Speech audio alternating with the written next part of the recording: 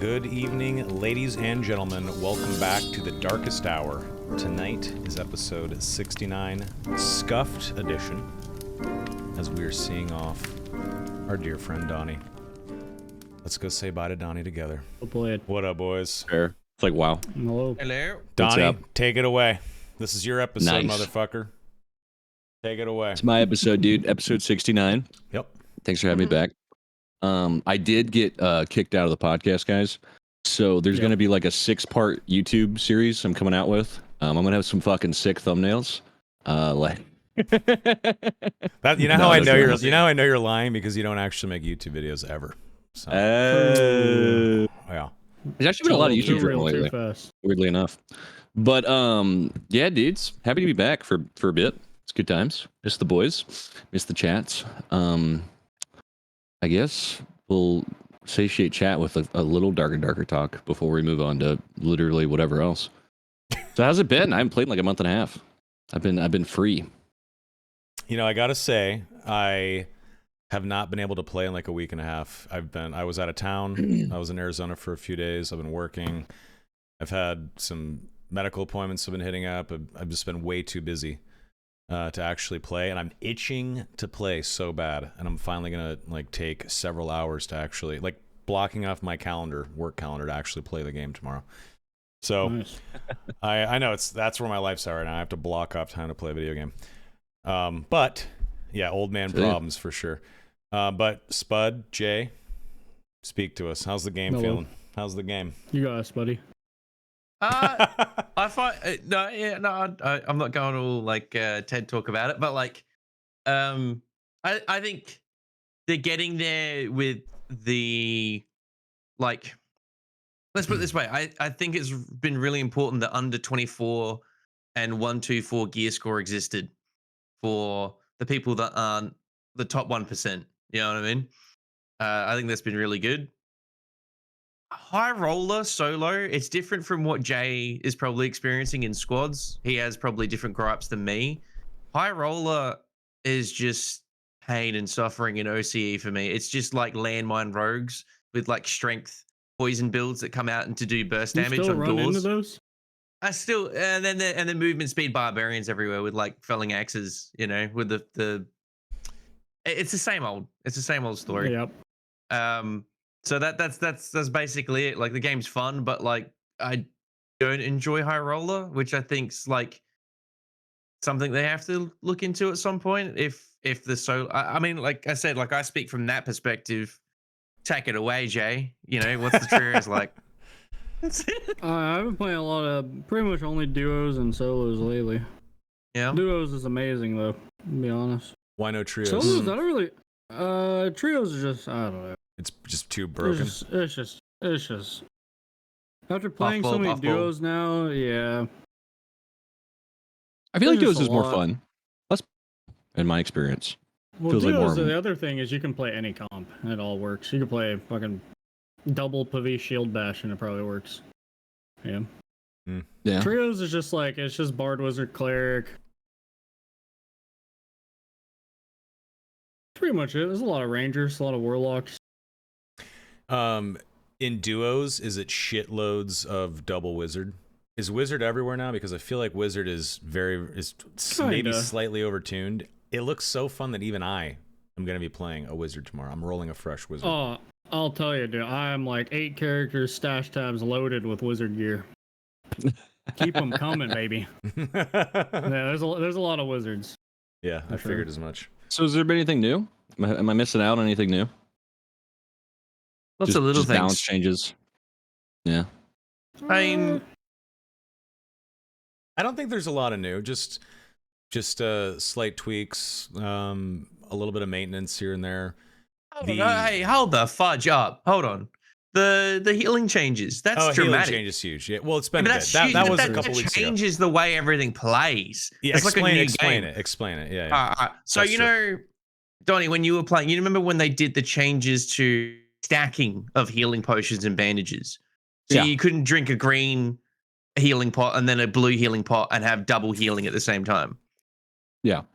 When that was a thing, people could sustain fights big time. And smart players, I'm not saying I'm not outing people in the Discord chat who the smart players are, but smart players, right, would pre-pot before a fight. They'd be like, oh, I can hear a guy in a room, a squad over there. Quick, lads, drink 2-3 potions now, and then go into the fight. And you'd sustain the fight long term.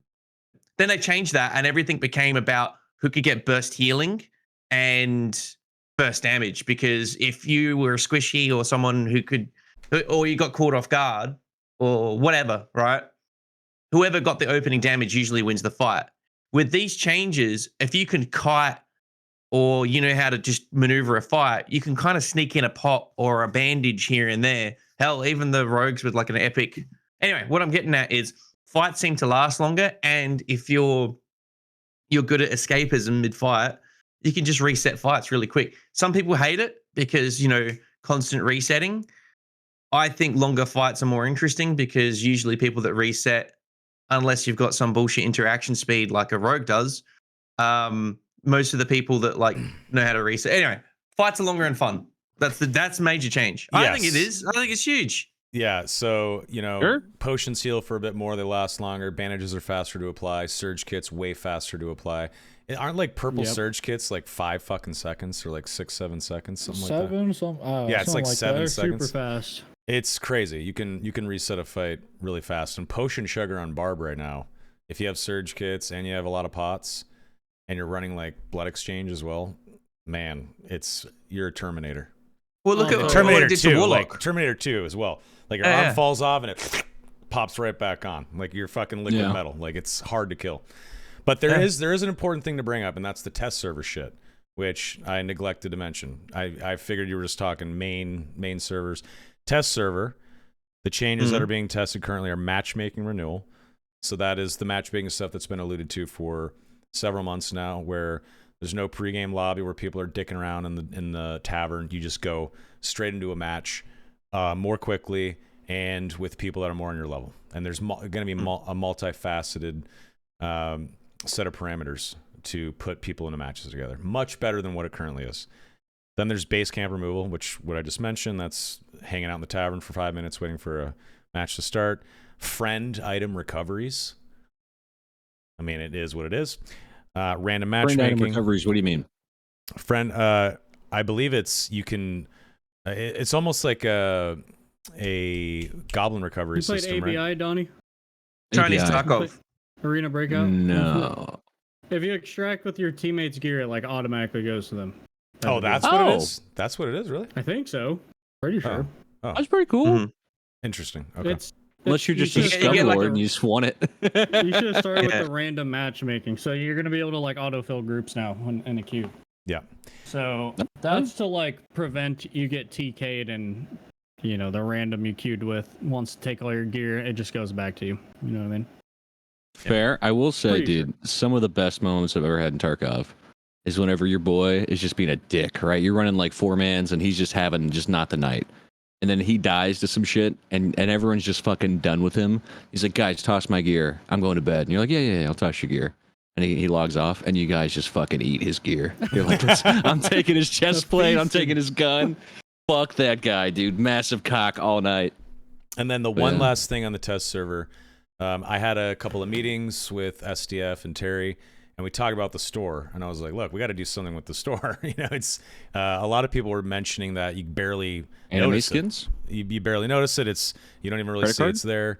No, but the shop is being renewed, and there's going to be discounts, and there's going to be cool rotating stuff. There's going to be some changes to the store, so it just looks better, operates better. The store was nice. Yeah, it's gonna look way better. Yeah, there'll be discounts soon, which is really great. So V-Bucks? Yeah, V-Bucks. It's actually D-Bucks. It's ducks. There's discounts on the test server. Like it was showing like 33% off. Exactly. Yep, exactly. So that'll rotate. Look at this. Look at Soma, dude. He's trying to get all these kids into fucking capitalism. Hey, grab your mom's credit card, everybody. Buy it. Come on. Fuck, my alarm's going off. What can I say?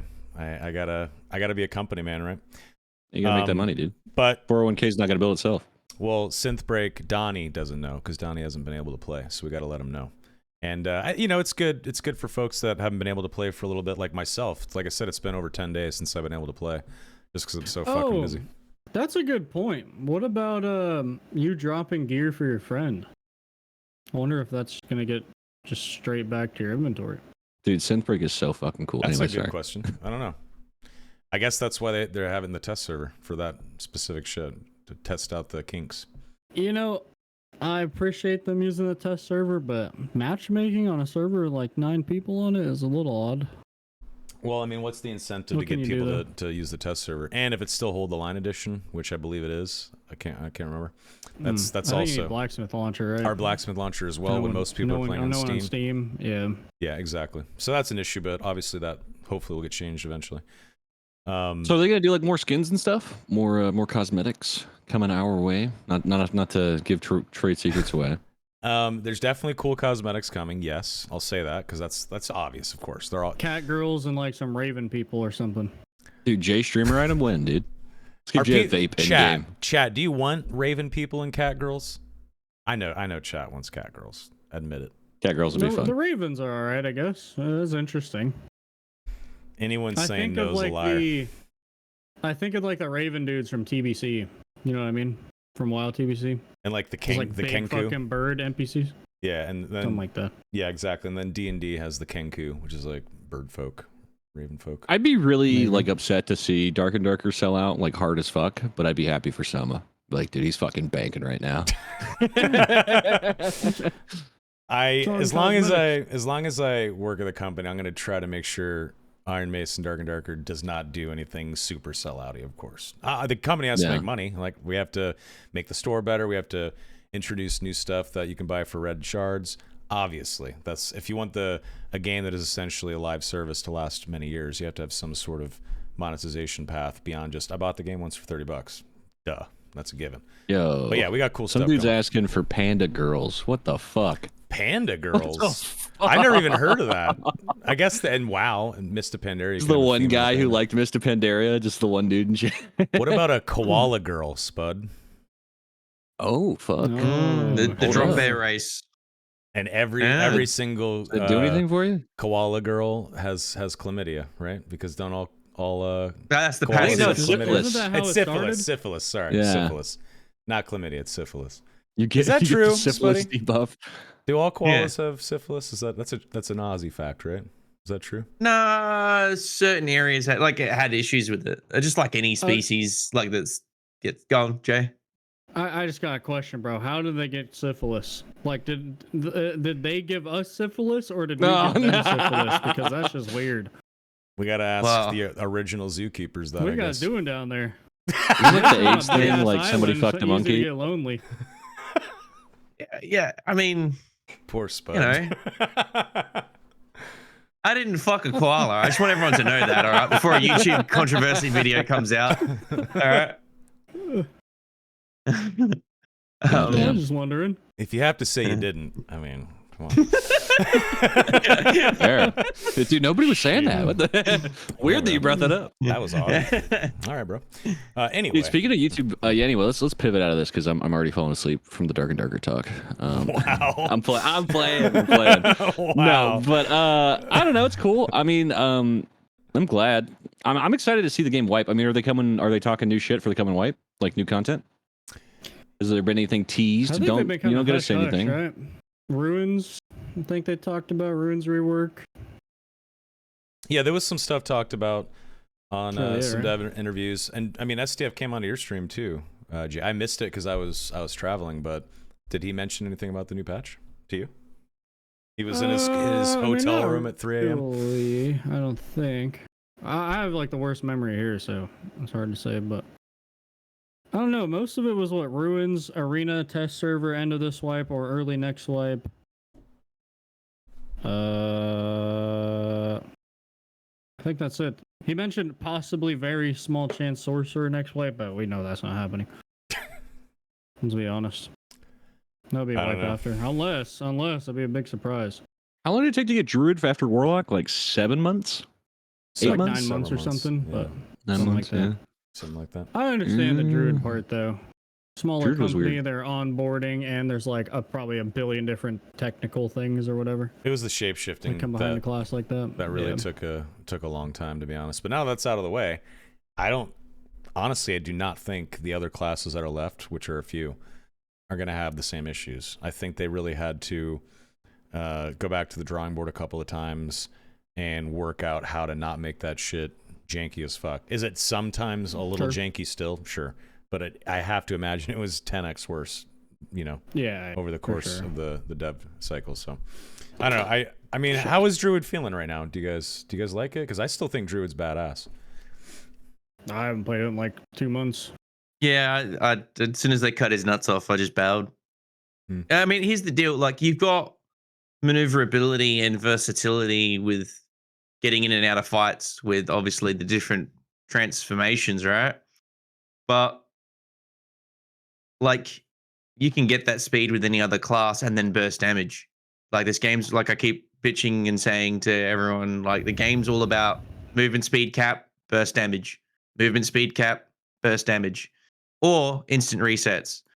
But like, yeah, no, just because. I see a lot of druids, so they must be all right. Yeah, I mean, I play solos. I don't really see them in solos that much anymore. I don't know. Maybe they operate better in duos or something. I don't know. I just genuinely. I'm not saying they're completely useless or like they're dog shit class. I just don't really see them anymore. And you don't really play it. I saw two. You know druids, what I mean? I don't play it. I saw two druids fuck Jay up in either your stream or your video. It was two druids and they trapped you perfectly in a door when you were trying to escape. Yeah, they fourth partied us. It was over anyways. It was a fourth party? Okay, fair enough. Yeah. Fair enough. It was great to watch, though. It looked fun. From their perspective, anyway. He fucking flew across the room, but yeah, it's whatever. But yeah, someone said in chat, don't ask me any new questions because you're right. My head is down on very specific marketing things right now. I have not had any time to look at dev stuff. There is some really cool stuff coming very, very soon. I swear I've been cooking. September and December both are going to be really fun months. And hopefully if my plans, come to fruition in the way I am hoping they do, we should see a really big turnout of new players and just cool new stuff and Darker. Yeah, that's Twitch drops if I've ever heard it. I mean, I've been alluding to Twitch drops for a while, but that's one slice of the pie, So I got a good pivot. Speaking of Twitch drops, did you guys keep up with that Marvel Rival stuff and how they released the beta codes? Nope. No, what are we talking about? They released the beta codes. Like, if you watched for an hour, you got access on their website, right? And then I think the codes went out of stock every time after 10 seconds. Not even kidding. I remember one day I spammed it hard as fuck. Chat, did y'all get a Marvel Rivals code at all? Did anybody hear? You guys didn't play it at all, did you? Valorant I watched, but they did it a random drop. You just had a chance to get it by watching or something like that. I watched Shroud. Yeah. I think random was probably better because it was fucking terrible. Because it was if your browser even had to refresh one time, you were just fucked. It was all right, better wait till tomorrow. That's just gross that you get the drop, but you don't actually get access. You're here's your chance to go get it. And, it's kind of weird. Why are we limiting keys? But it's basically just fucking Overwatch. It's Marvel skin to Overwatch. It's kind of fun. It's a good time. It looks. I was watching Shroud absolutely destroy people, and from his perspective, it looked really fun because he was owning. But do people really want another Overwatch? I don't know. I don't. I mean, everything's a reset, a remake rather. There isn't Shroud's coming out with a game right now. Isn't it called Spectre or something? Oh, let me quickly look. Something like that. Yeah, it's actually cool. Spectre Divide. It's really cool. Yeah, it looks cool, but doesn't it look like just Counter-Strike 3? Well, it does. It does look like a Valorant Counter-Strike, but the cool thing about it is it's 3v3, and each player controls 2 characters. So you are actually moving 2 different characters and setting up plays with your other 2 teammates who also each have a second character that they're controlling. And you can go back and forth between your 2 controlled characters, and you can set up a bunch of cool plays.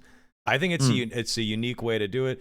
I suck at shooters. I'm not going to play it. I got to be honest with you. But I am excited about just something a little fresh, something new, something that just is not Counter-Strike, plant the fucking bomb or the spike or whatever it is, 6v6, 5v5. Cool. I'm actually really excited to see what they do with it. I've always liked Shroud as a guy. I think he's really cool. So I hope he succeeds. Yeah. The maps are literally Counter-Strike though. I've barely seen it. I watched 30 seconds. I haven't seen it at all. It's early in development too, right? It's really early on.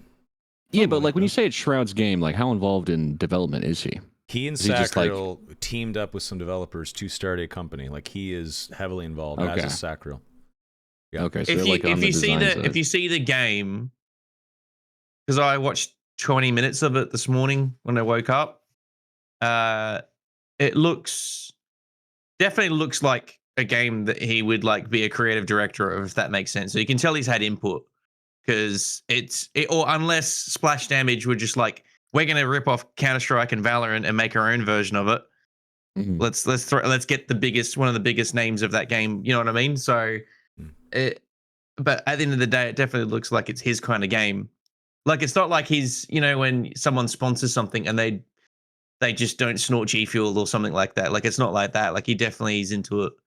Yeah. Sure. Yeah. So Have we it looks alright. Looks alright. have we Yeah. heard anything of Dr. Disrespect's game since he got sent to the Shadow Realm? The NFT game. Is it an NFT game?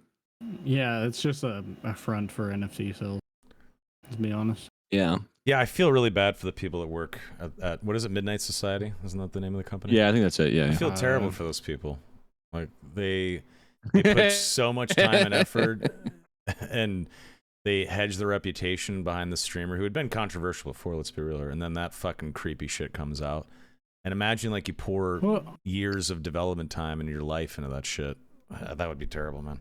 Didn't actually What talk about was, no wrongdoing was admitted, was acknowledged. All right. what was Scuffed so a sour. controversial about Doc? That's what Just Spud should have just a said. two-timing? What'd you say, Jay? What was controversial about Doc? I've never really watched Doc. I just know that he cheated on his wife. Yeah, he would just that say off. and- He would just He's say on- off the wall shit, and he did a IRL stream where he filmed in a fucking public bathroom. Oh yeah, I like remember that. like I what? Like remember what are that you one. doing, bro? Like that's obviously illegal. Even a child knows that, right? I'm talking pre gripping and booming era. Jesus. Gripping and booming. Nah, Well, he was just. That he was just a that was bit of what a got him dick. in trouble, was the gripping and the booming. Which happened there's no- many yeah, years there's no ago. pre- That's probably post. over. And the Now gripping it's and the probably over booming for was him. years ago. That was several years ago. It was just covered up until now. Oh. Yeah, He did some that other happened stuff like that 4 was years just ago. like- I thought it was recent. No, No, I it didn't know. was it came out recently. So this guy I used to work with at Twitch, who was an esports guy. His name's Cody Connors. Relatively, nice guy. He was always cool to me. He tweeted out some like weird shit, and then people were like, "What the fuck are you talking about Doc?" And he said, Right, "Well, the right. NDA is up, and blah blah blah." And then Doc got hit with so much shit on social media, he finally made a statement. Which did he consult a lawyer? I don't know. Like, I'm happy he actually admitted it, and people know that he's a gross piece of shit. But what was he thinking? Like, why would you do that? Maybe his lawyer told him to. I have no idea. Anyway, it's a good thing that he's outed and gone. But what a wild move. But yeah, there was an NDA signed, right? Like, I have no Yeah, idea. I it was covered it up for makes many me years. wonder. Yeah. If it was There's a covered, limit? Like Twitch covered it up, isn't that just weird? So here's the thing: if there so was they no, know that he did it, and then they cut him, and then they buried it all. we don't know about that knows? part. That's the part. It's like, yo, is Oh, we Twitch can piece it is together. Twitch complicit with like covering up some creepy shit in Twitch whispers? Yeah. Like, if he had never actually met up with this boy or girl, we don't even know that. Did he ever meet up with this person? We don't know. If But- you've ever dealt with like the law and courts and lawyers, right and wrong is the last thing on the table. It's all about money and people being stitched up with gagging orders and stuff. So I'm not defending Twitch. I'm not defending anyone, Doc or no one. I'm just saying that it's not always clear cut as it seems, because it's like people always go, talk to the victims. But half the time the victims, like, they go, this thing didn't happen because the victim didn't say anything on camera. But it's like, why would a fucking victim want to come out on a camera to all these fucking psycho cunts on the internet and say True. XYZ? Mm. So it's kind of like it's the same with like the like Who's with me? what yeah. Like so and like you got obviously those people you've got that situation, but then when it comes to like if nothing's been 100% proven in a court of law, but you knew like you as a company and people running something knew something, right? You can't out this other person who's a millionaire who could send lawyers after you with yeah, exactly. So it's kind of like, it seems like it was a spaghetti western standoff between two people with lawyers. Does that make sense? You got to remember, like, Absolutely, yeah. people that are like naive in the world forget just how fucked the legal system is in Western worlds. I mean, at least we have a legal system, but it's a mess. And This guy- as soon as you get lawyers involved in things, it doesn't matter about what's right and wrong. It's about who has deeper pockets and who's fudging the whole case. So I think it just came down to like you said, like the NDAs ran out, and then everyone started running their mouth, and it became the court of public opinion. All right, which is pitchforks and yeah. I got 2 This guy chat points. said, sorry. He said, no, go ahead. if it's a minor, if like the parents don't consent to it or something, they have to keep it under wraps. Is that? I mean, that sounds like it'd be right. I guess. I love how late this is on this podcast. We're talking about this like 2 months later. Yeah, I mean, it's the But, Scuffed like- episode. Yeah. Man. But Well, I got 2 points though. So like, obviously, I think probably they were somebody on the internet, right? Like some sort of Twitch person or some sort of like Instagram person. Because like, how else would he be reaching out to them versus via Twitch DMs? Like, if I was fucking messaging Doc, he wouldn't be like, hey, like, what are you wearing? You know what I mean? Like, he probably knew who they were, so that's probably why they don't want to come out. They're probably some sort of right. online personality. here's the And deal. this- I don't know. Soma, this is why I just like talking about Dark and Darker, because I hate TMZ shit. I'll make jokes Sure. about things, but I hate TMZ shit. But just because you guys are obviously balls deep into this conversation, I'll contribute. I'm ready With to my pull lawyer's out hat on. whenever. Wear my lawyer's hat on, allegedly. Terrible. verbiage. Allegedly, all right? But I'm making up a hypothetical character here. I'm not even talking about the Dr. Disrespect or any other Twitch celebrity. But imagine, I don't know, you would always like that person is like, if you looked at the history of his character, he'd obviously been wanting to get into entertainment and the whole celebrity thing for a long time, and very much the embodiment of it, with all the like heavy like sponsor stuff and just products selling and all that kind of shit, right? Trying to get into Hollywood, doing acting stuff. So now you take that kind of character and that personality. Let's just make up a hypothetical person. You know, that kind of world, if you look at like most of the entertainment businesses, whether it's music or acting, there is usually like a bit of an underbelly of like a drug scene and all that kind of stuff where people party hard. All right. And you hear stories about Twitch parties and all that kind of stuff. By all the stupid shit that I saw on my Reddit feed, it just seemed like that a bunch of creators had let's put it this way, like they partied hard in 2017 and he was a part of that scene. And if you look at the history of it, if you go from just some dorky fucking game developer, right, making maps for a Call of Duty franchise, and then you're a fucking rock star in the space of 24 months, right? And you have groupies themselves at you. When I say groupies, I'm not saying that his victims are all groupies, right? But I'm just saying this is now a part of the like his story, and then the hypothetical character. You have that temptation there. You mix in partying hard and drugs, the drug scene, and all that kind of stuff. You know what I mean? I'm not defending his actions. I'm just saying, like, I think that dude just went fucking hard. All right. I'm not saying he did. Yeah. I'm just saying I think he went fucking hard in 2017. The cheating scandal thing with his wife obviously was this big wake up call where it's like, oh shit, I gotta get my shit together. But there's like 12 months of just like, you look behind you and it's like, oh shit, there's just cum stains everywhere. You know what I mean? Just dripping off the walls. Yeah, I just want to So- point out Degenerate Chimp because he had the exact same thought I had. He goes, he's like 6'5", no shot he didn't get ass. Yeah. So what I'm saying, That dude was again, I'm not, smashing. that doesn't justify their behavior, because I think drugs and alcohol is never an excuse. But I just think potentially, allegedly, I'm not saying that happened. Just if you look at all entertainment scenes, most people that fuck themselves up, it's always okay.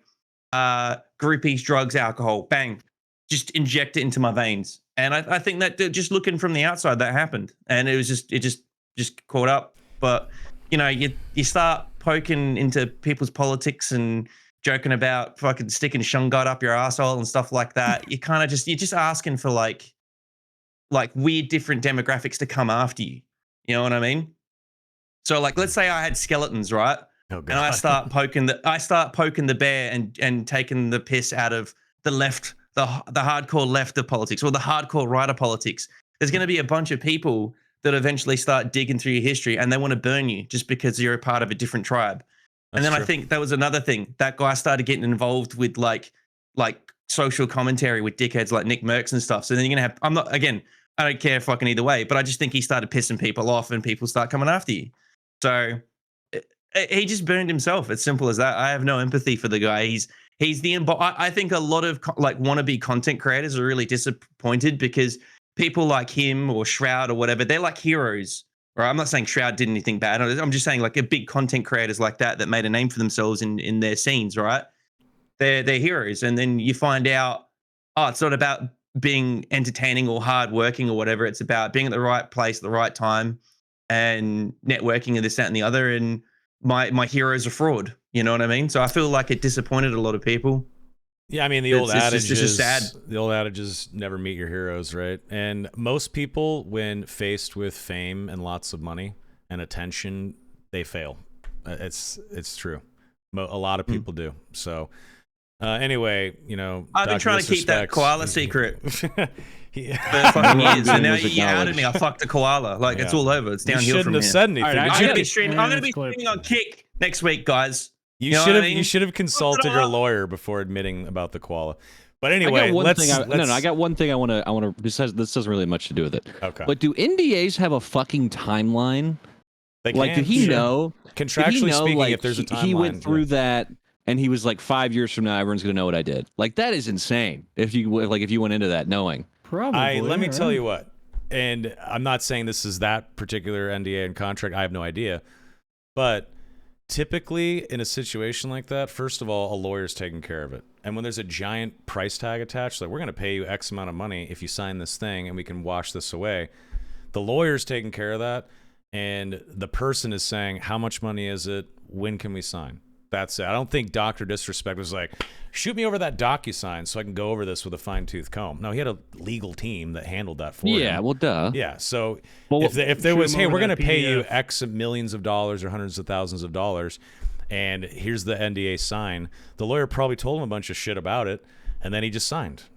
But we shouldn't talk about Dr. Disrespect anymore. We're kicking a dead doctor horse here. I was just shocked that there's a timeline on NDAs. Like that is insane. Like if you're living his life, right? You're at the fucking mountaintop, and 5 years from now it's just gonna come crashing down. Like that is insane to me. Yeah. So it's your lawyer. My lawyer? Yeah, he said we got to change the subject. My lawyer's a lady, so you had the wrong number. It's her assistant. It's her assistant. Yeah, sorry. Here's my closing stat. I thought he was a piece of shit because I watched him one time. He was talking about how he made 25% of the money he did on Twitch now that he was on YouTube. And then like 2 months go by and he releases an NFT game. It's like, holy fuck. Yeah, dude. Fuck him. I feel like that's so bad. NFT shit. Yeah, dude. I knew from day one. Trying to milk everybody. All right, anyway. Something Dony, else. There's a little mental illness in chat. We had to get off of that. Some people go crazy. By the way, chats, just so you guys know, the Scuffed episodes, the Scuffed editions, the Scuffedest hour, it is pretty much anything but Dark and Darker. So if you don't want an episode that is not Dark and Darker focused, episode 69 is not for you. Just wanted to throw that disclaimer I'll out throw there. one in. Fuck barbarians, bro. Why is that shit so OP? Fuck them. Yeah, Anyways. Barb is fun as fuck. Donnie, it's just W key. Donnie, what? Yeah, sorry, go ahead. I mean, as a bad gamer, it's a perfect class for me. What do you play these days, Donnie? What's holding your attention? If you're not playing video games, what are you doing? Are you bar hopping and trying to get I actually some am, ass, weirdly enough. Weirdly enough, going out a lot, being a social human, but not just working, man. Just a full-time job grind, trying to be a disgusting fat fuck, and not doing very good at it. Still struggling with that part. Being fat? Yeah, I mean, a little chunky. Got a little gut. But I don't know, just doing shit, man. Keep busy. I'm playing a lot of role play. Weirdly enough, that's kind of like reconsumed my last 2 weeks. More like Wild RP again. Yeah, dude, which is super weird. Like 4 of like the 5 devs from that server like just left the community out of nowhere. So I'm pretty sure there's some crazy shit going on there. But we've already had enough drama talk. There's always drama, man. There's always drama. So annoying. But that's fun, dude. I don't know. I'm definitely like an interaction guy for sure. But just gaming, do whatever. I built a new PC. That was fun. Nice. Yeah. I went from a 10700K to like a 7800X 3D, so it was pretty Nice. big upgrade. Yeah. Are any of you guys nerdy enough to know what the fuck is going on with Intel? Like everyone's abandoning Intel. Yeah. Well, what the fuck's happening with Intel? Can Well, someone they're fill me in? overvolting. Go ahead, Jay. You probably know too. Yeah, it's just they're like running too much power to like certain parts of the chips, and then those parts like burn out over time. Yeah, so you're like slowly killing your all CPU. All the 13th gens and all the 14th gens are pretty much going to be dead in like, I don't know, maybe not all of them. I don't really know much myself, but all I know is that they will end up being complete and utter dog shit over time. I need to check something like that. Yeah, but there's supposed to be an update mid-August, like August 16th or something like that. That's going to come out to hopefully fix it. So fingers crossed. But yeah, you guys it's see that definitely... Reddit post of that guy? His grandma like died and left him money, and he dumped all 700K into Intel, and now it's worth like a couple 100K. Just wait. I did see that. What the fuck was that guy thinking? That is so stupid. I saw that Reddit post. Jesus Christ. Yeah, man. that's like the whole you don't put all your eggs in one basket. That's just I would sad. agree, but Intel's definitely going to bounce back. Like, there's no shot that it's one of the biggest. Like, there's only 2 CPU companies really at the end of the day for a computer. Like, Intel's going to be fine at the end of the day. Oh, thank God. I have an 11th gen. I couldn't remember if I had an 11 or a 12th gen. That's an 11. I just bought a 14th gen or something. Oh, I'm done for. Honestly, dude, I'm no fucking stock market guy. We got Lord Collector in here, by the way. We might not ask him some stock advice. but I would think now would be the fucking time to buy Intel. Like you would think, because it's definitely going to bounce back. Like they're going to be fine, in my opinion. Why aren't you buying? Fuck, I don't know, dude. I'm stupid. I'm waiting for a Bitcoin crash myself, and I'm gonna toss some money at that. Not right now. That's probably not a bad idea. Why are you shaking your head? Me? What's wrong with Bitcoin, Jay? I'm a believer in crypto myself, but I don't think I would touch it. What the fuck does that mean? I got rug pulled by FTX, so I have a pretty bad taste. Well, here's a sad story. I had 15 grand. Was it Tom Brady? Hang on. Was it Tom Brady that got you? What got you? Yep. Probably. Damn. Fucking Brady gotcha. That one ad, dude. I think I've talked about this before, but I had 15K and I wanted to get into the crypto game back in like 2017. So I went in on BTC, and then I started getting into the altcoin scene, and I got really into it. And I was actually streaming. I was streaming like altcoin day trading.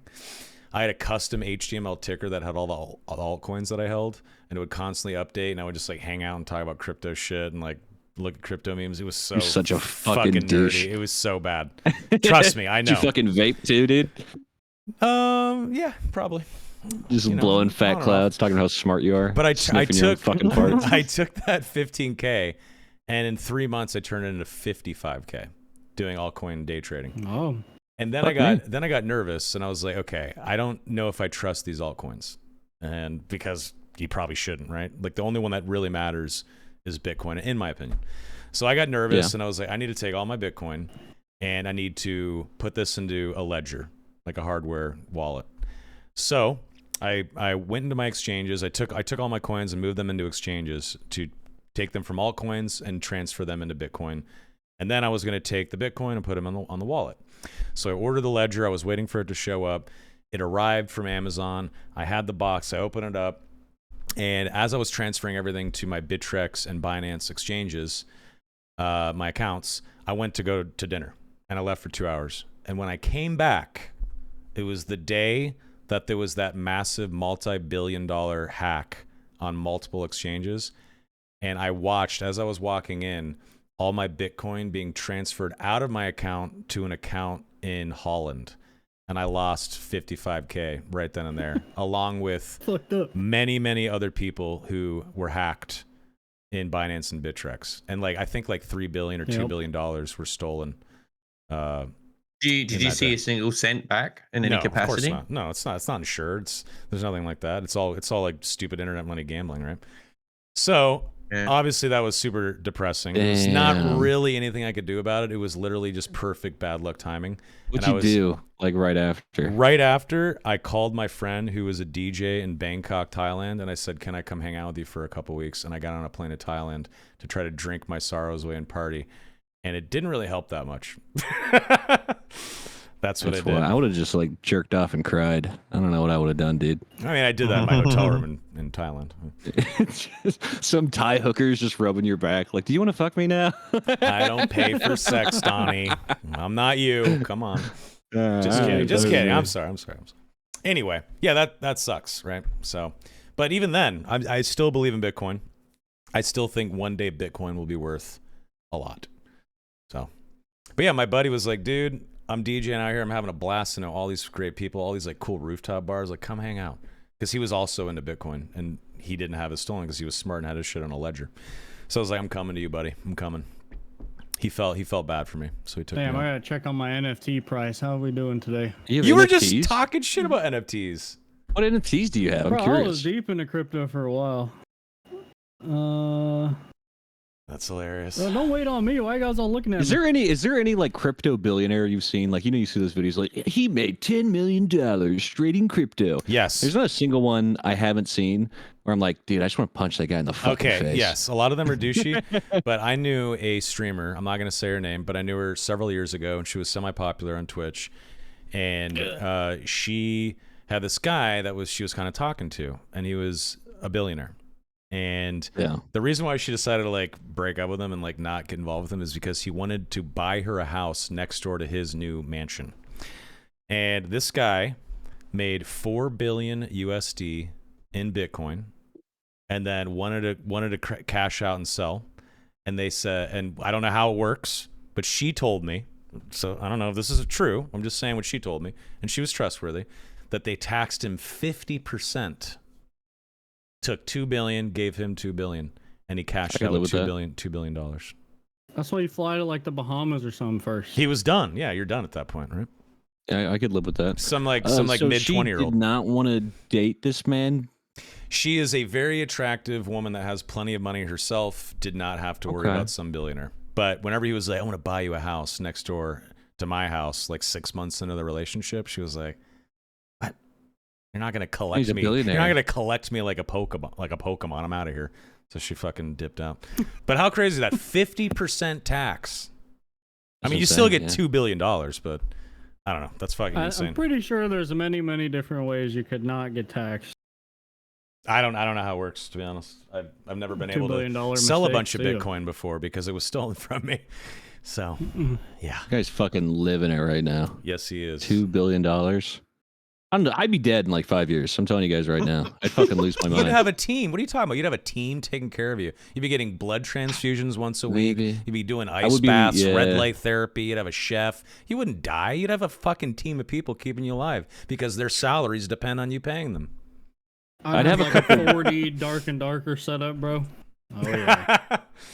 Yeah. Dude, if you have $2 billion, like make your own video game. You know what I mean? If you got that much fucking money. Dude, have you seen Fireball? It's just a bunch of flames and shit. Have you seen pictures of Elon Musk and Jeff Bezos before they became super rich? They look like they were dying. They looked like they were about to die, and a strong gust of wind could knock these men over. Now, like look at Elon looks like shit, but Jeff Bezos is jacked.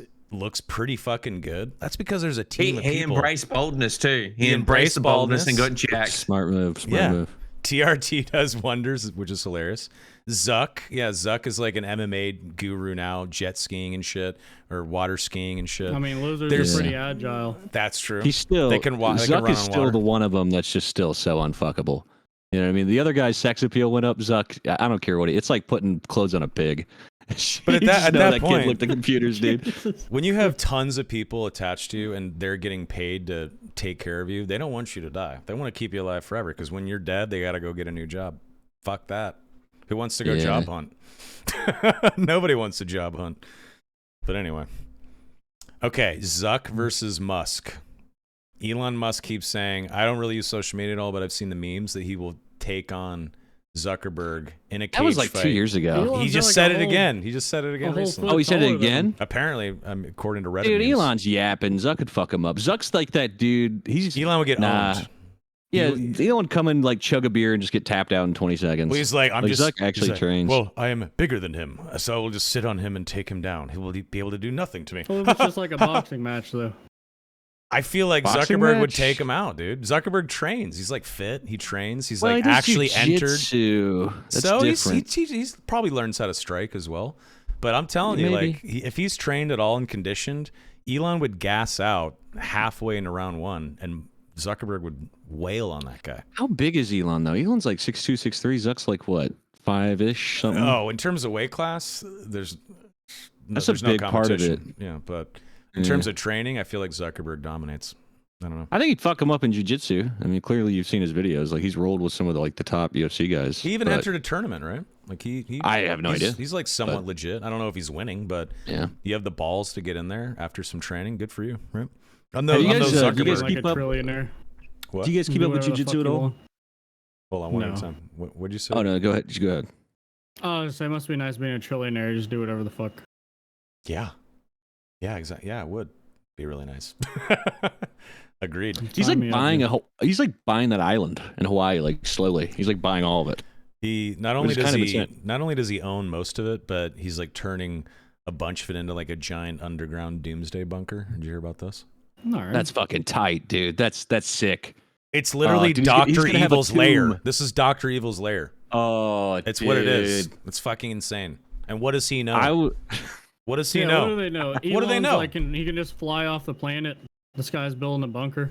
It's fucking Weird. creepy, dude. It's creepy to me. I always thought about like if I had my own money, like if I had like billions and billions and just endless money, I would build a fake town and just like shoot missiles at it and like blow it up just to see what happens. Spud, Just Spud, drop what it. would you do with $1 billion? $1 billion Australian dollars. Hella You know what I koalas. do with $1 billion? 2 chicks at the same time, man. Sweet. Nice, dude. Hell yeah. Good for you. Okay. I like What'd it. you do, Sima? What'd you do? You can't take care of yourself. What's your crazy project you do with $1 billion? I would start a entertainment production company that makes TV shows, films, and games that I have come up with, my ideas. I would bring them to life. Okay. I have a big Google Drive with a bunch of like TV show and film and game ideas. And I actually wrote a 6-season show called Origin Point. It's a sci-fi show. It's essentially a generational ship, and it's like the 13th generation of people on it. And they're the generation that's about to arrive at the destination that the original folks set off on hundreds and hundreds of years ago. And it's about the shit they're going through and Isn't what that happens. already a TV show or something? No. But I wrote this many years ago, so if it is now, I don't know. But I actually shopped it around. I had interviews with like Lynn Harris. She made The Notebook and Gravity and Seven, and a couple of other people in Hollywood, and they were interested, but nothing ever happened. So, yeah. But yeah, if We're going there's to the if beer real there's quick, but I'm if- listening. Yeah, if something has come out that's similar, maybe I'm too late. But I think I started writing in like 2015 or something like that. I started a contest for one guy to like get shot out of a cannon across the Grand Canyon, and if you lived, I'd pay them like $1 million. I do insane shit just for like human cruelty. I'd like buy like a Mediterranean island and like host real gladiator games on pay-per-view. Like I'd go insane. Like I would no longer be a human. Mr. Beast is already doing that. That's true. Mr. Beast, I mean, obviously he had his own controversy. I don't think it was his fault. I think it was people attached to him.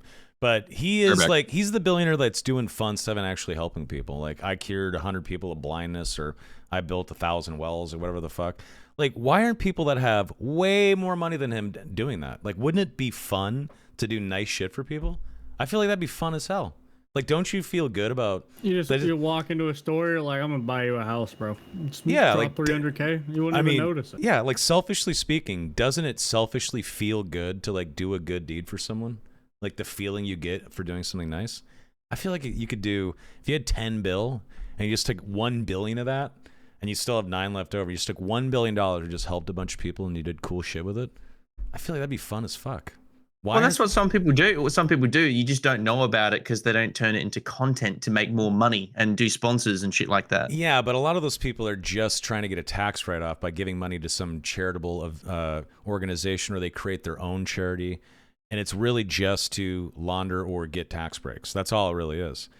Whereas Mr. Beast is proving what he's doing with the money. Yeah, it's content, but the content is what pays for the shit.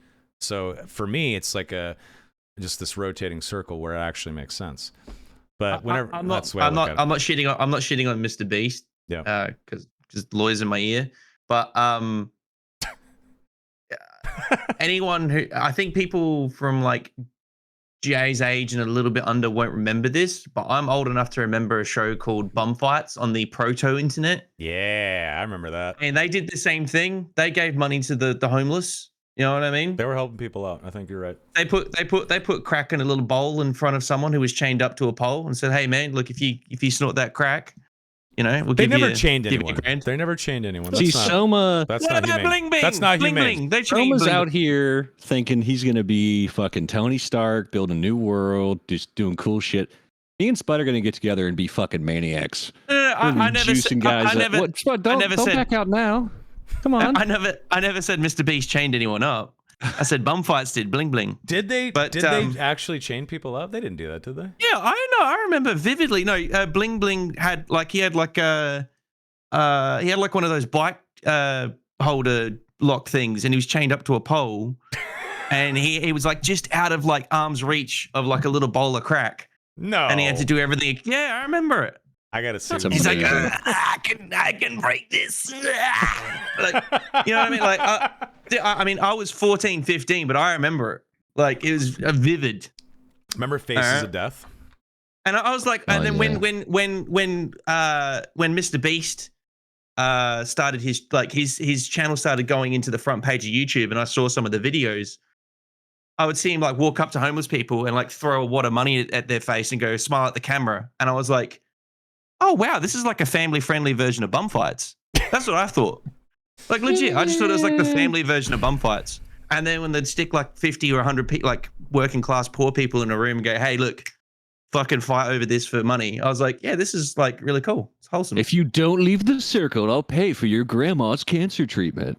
Yeah. Ugh, I know. It is kind of like, but he does though. He game's follows the game. up. He And then follows Hans Zimmer up. comes out. So yeah, I don't know. I just let humans be humans. Everyone can, you know, fight over the fucking remnants of civilization. Sorry, that got depressing really quick. It sounds So yeah, so evil. Dude, Yeah. I got some wine flush going here. God damn. Dude, I would, you know, honestly, I'm thinking about it now. If I had $1 billion, I would create the Illuminati and like create not like the real exists. Illuminati. Oh, okay. Well, I mean, I don't know. Well, debatable. But I would like create like little signs. I'd buy a few media companies and just like sprinkle in some schizo shit every once in a while just to freak people the fuck out. And I would just giggle all day and kick my feet. That's what I would do. Is the Illuminati actually real though? I don't know. I Maybe. think so. You know, I think it I is. think so. I think there's definitely groups of people who think similar things and they influence it, but there's definitely no like master plan. Like I don't think that's not realistic. I think people are too selfish for that. I think George Carlin said that it's people that come from common backgrounds with common goals. So it may seem like an Illuminati with like ruling classes of the elites, but they just have common interests. Like if you're all stay in power and make more money. well, Exactly. like Soma just said about charities. Like I've learned with a lot of large content creators, like I thought, oh, it's so wholesome. So many people are out just trying to look out for other people. It's like, nah, all these cunts just want tax breaks.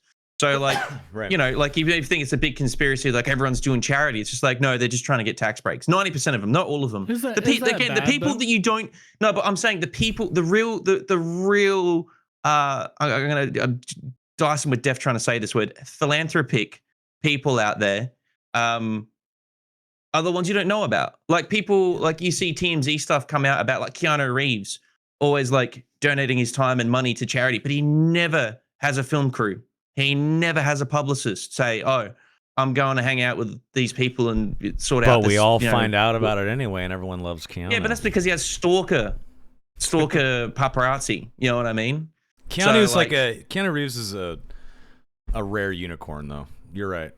He's Yeah, very but rare. I'm saying they exist though. yeah. But I'm saying like the majority will it's the impetus isn't to help your fellow brothers and sisters in the world, it's tax breaks. Sorry, I just the nihilism's kicking in. But like yeah, I don't know. What I do with $1 billion I is don't I see what's definitely so wouldn't wrong I with that, definitely though. wouldn't tell the world about it. They come after you. I It's like tell a net everybody, positive dude. both ways. You donate and you get a break.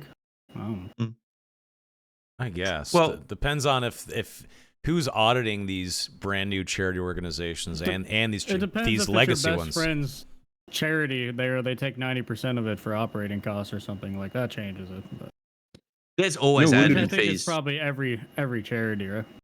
There was some Yeah. big controversy about Wounded Warrior Project, which was this like charity that donated to like injured veterans, right? Yes. Yep. And there's some big controversy where they were just like spending all the money on operating costs. They would have like work retreats at ski resorts, like all kinds of crazy shit. Yeah, they had like a breakdown of the costs, like what percentage of the money actually went to veterans, and it was like less than half or something like that. 7%. I forget it the Yeah, other the day. same but, with the That's people crazy. outside of Walmart with the little red thing with the bell.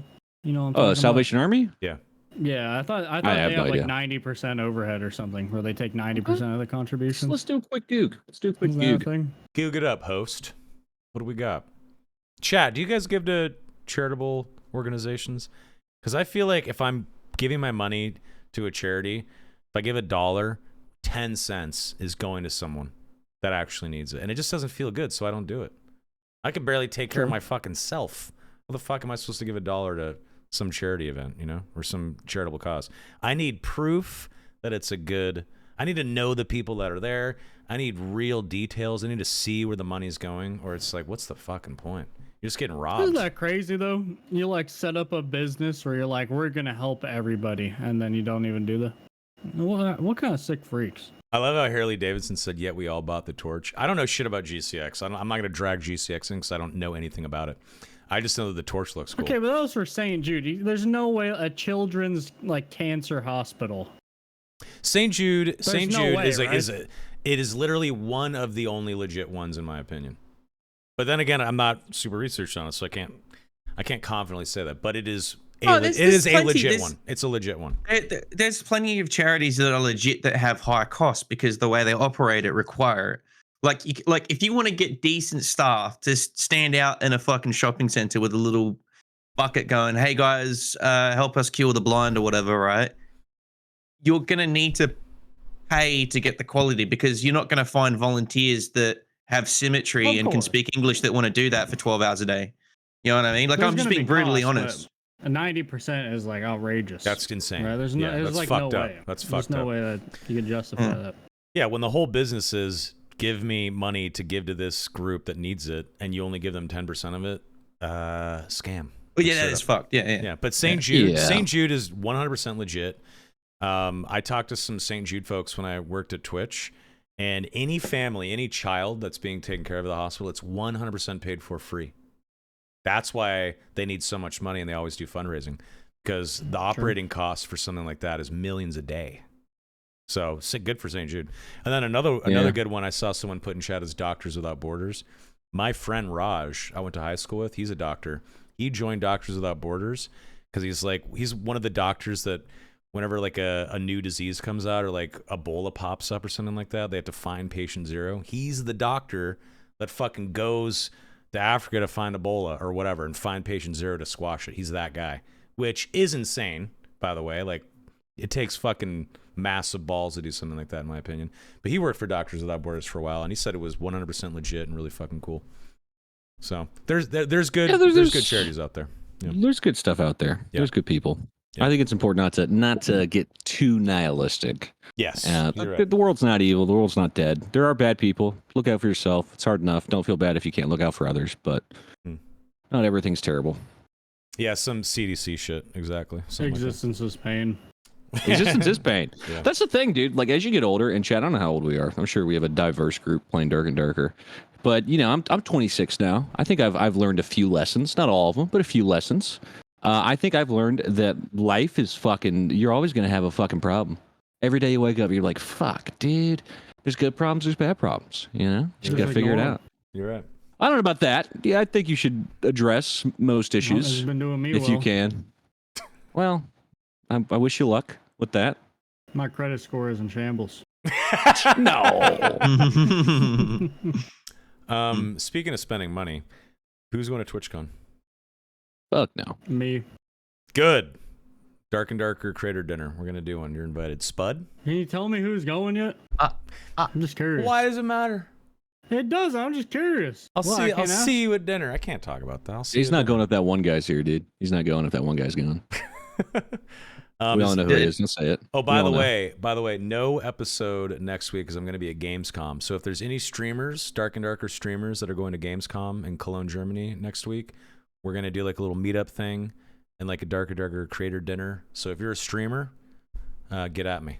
So I want So to. you guys gonna pay for my plane ticket and stuff? I'll go. I'll pay for your dinner and a bunch of beer, but I'm not going to pay for your ticket. Sorry, bro. That's messed up. Where's what's in Germany? 9 to that one. Köln, Germany. Köln, Deutschland. Yeah, it's fucked up. I learned about German activities. Oktoberfest, not in October. No, it's fucked up. September. Yeah. Fucked up, dude. Misleading. How Some would does that say. work? I went to Oktoberfest once. It was the weekend before I was supposed to deploy to Iraq, and I went with 3 buddies in my weapon shop. We go all the way. We drive like many hours to get there. It's in Munich, and we lived on the other side of Germany. Drove all the way to Munich. We party our asses off, and then our friend Steve goes missing. The day that we're supposed to leave, Steve. it's Sunday. We're deploying to Iraq on Monday, and he goes missing. So we have to fucking drive all over Munich for like fucking 13 hours, and we finally find him at a police station. And he had been like fucked up and like drugged or something like that, and like almost Oh, robbed. lordy. Yeah, and then His kidney's still there. his kidney was still there. We got back with like 5 hours to spare before we had to deploy. No one slept. It was a nightmare. Good times. But Oktoberfest itself, super worth it. Very fucking fun. If you ever get a chance to go, I highly recommend it. But to survive longer than like 2 or 3 days, you have to be a true Chad. It's pretty hardcore. Anyway, So like you've been one in day San in there. Diego. What am I gonna do all by myself in San Diego? you can hang out with me, dude. I'm going to be there with Odin and a couple of other employees from Iron Mace. You can chill with whoever. There's going to be other streamers there. I get to Don't shit worry. talk them to their face. Yeah, if you want to. If you Oh. want, yeah. You got some big nuts, dude. No What- balls what's if up? you don't. Yeah. Yeah. It's going to be a good time. I'd I'm fuck gonna stick Jay 'em up, dude. Like, give me some I'd- fucking wizard buffs, bro. It's fucking over. You're not getting back on that plane. It's not a fake That story. was bizarre how random those buffs were. Like a year and a That's wild. half, Wizard is just like in the Jow house when it comes to like 10 to 11 care, and then out of nowhere it's like, you know what? Let's just give him 400% casting speed and fuck it. This is like I'll take them. did you say to STF to change it, Jay? Like what happened? Like why such the? I cannot remember. I'm happy what with I the said. change. Genuinely can't remember. I don't think we ever Okay. needed damage though. I just do not remember what I said to STF, but I typically avoid mentioning that stuff. I try to not have like an impact on the game. Because then when it Fair goes enough. to shit like this, I don't want to get blamed. Yeah. True. But you learned that from Fair. me when I bitched about Rogue Landmine. You gotta get off Reddit, dude. No. You gotta get off Reddit, Spud. We love you. Stay away from Reddit, dude. You know what's Good crazy? boy. I have hidden. It's a good gauge of the zeitgeist. I've You don't need that I, zeitgeist gauge, dude. Run wild. let me tell you, I work on the game and I have hidden the Dark and Darker subreddit from my feed. I can't look at it anymore. People are just You fucking. can't look Really? at it, dude. People piss What me about? off I too feel much. like it's tears though. It's like I stopped reading the official Discord. That looked like that meme from Community where like That's gotta people be are the like worst spinning with his fires everywhere and spinning like Yeah. a flaming shirt and shit. That one I quit. But the Reddit, I think it has some juice on there now and then. Obviously, there's I don't mind. you the Reddit. filter out the brain dead bad. threads that you see over and over again. Yeah. But there's still people posting good memes on there too, like quality, like funny shit. Like the funny shit is back on there. It's not just whinging. I think pre this wipe, there was just whinging for like a month. When I say whinging, like you're just reading the same thing over and over again. Well, that's because the last one That was, was the terrible. worst state the game has Yeah, ever yeah, it been in, was. for sure. Yeah. You guys ever like logged on to like a forum or like a Discord just to fucking rip, just to complain? I never Never. have. It's never a thing I've been like, fuck. I'll complain privately. I'll be like, this fucking game, dicks, you know, all that. But I think it takes a different kind of animal. Like I feel like the It same guys does, doing yeah. that are the ones like commenting on porn videos. You know? Like those guys, it's the same kind of creature. Fuck yeah. That's the whole comment. You're like, oh, okay. Came so hard. It's like, you know what I mean? I do it in real life. Yeah, exactly. No, I'm the guy that has to respond to people. I'm never the guy that like initially does the post. I respond to the people that I feel like need a dose of justice, which is so dumb. It's a waste of time. But I can't help myself sometimes. Like I get into the Darkest Hour podcast comment section sometime. I can't help it. I wish I didn't look at it, but I do. I can't help it. I'm in bed at night, trying to go to bed, trying to get that healthy REM cycle going. I'm like, let me just check the fucking last podcast comment section and ruin my night. You will go to war in there, dude. I will. Someone will go to war in the fucking comments. Yeah. I think that's natural though, because that's like your home ground, right? Like wanna your correct comment people. section on your YouTube. Yeah. Yeah, but like you're nurturing a healthy audience, unless it just gets to a point where it's like it's Too big. attainable to like yeah. But like yeah, like I think that's natural. I think if you go to someone else's subreddit, their YouTube channel comments or whatever, and you're like, well, actually, technically speaking, like that just feels like just going like you're crossing some kind of line, you know? Like you're wasting your oxygen. But again, I saw you say that today on your stream, right? But that's your home ground. Someone else is coming to your territory, pissing on your tree, and you're like, get the fuck out of here. That's true. Does that make sense? Your I feel like digital- that's your not being digital a goober. That's your own digital lawn. Yeah. You know, you're like the Americans' right to bear arms. You know, you're in your own right to say suck my balls. I do that all the time. Suck my balls on my own live stream. So I love when you do South Park voice. You sound like a fucking South Park character all the time. And I know we talked about this because you grew up on it. But man, you can nail some of those South Park voices so well. I have a question for you guys. Soapy's the same if you watch Seriously Soapy. He's the Soapy, same. Sorry, dude, go on. when Soapy does like RP shit, I was watching Jay watch a Soapy video when he was in rat form. Who was he talking to? Sean or something like that? Dude, Sean, yeah. It was so fucking funny. Yeah, Soapy's a great streamer. Mm-hmm. But so pivot. The MCU, the Marvel Cinematic Universe, has sucked fucking massive balls for a long time. But Deadpool and Wolverine came out, and I watched it.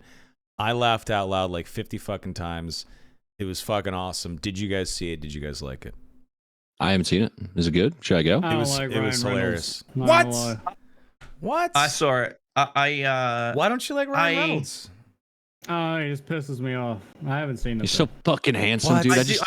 I do get it. I do get it because like if you took him out of Deadpool, that personality would start to get grating. Where it's like I'm so meta, I'm so funny, a hippity boppity bippity. But it works so well with that Deadpool character because it's self-aware in the sense that like, yeah, he is a yapper. You know what I mean? Yes. And let's be honest here. Ryan Reynolds as Deadpool, it really is just him jerking himself for the whole fucking 2 hours, and you have to be into it or not. And that's kind of what it is. But if you're into it, you're like, get your jerk on, Ryan. I'll watch. Then it's good. Then it's fun.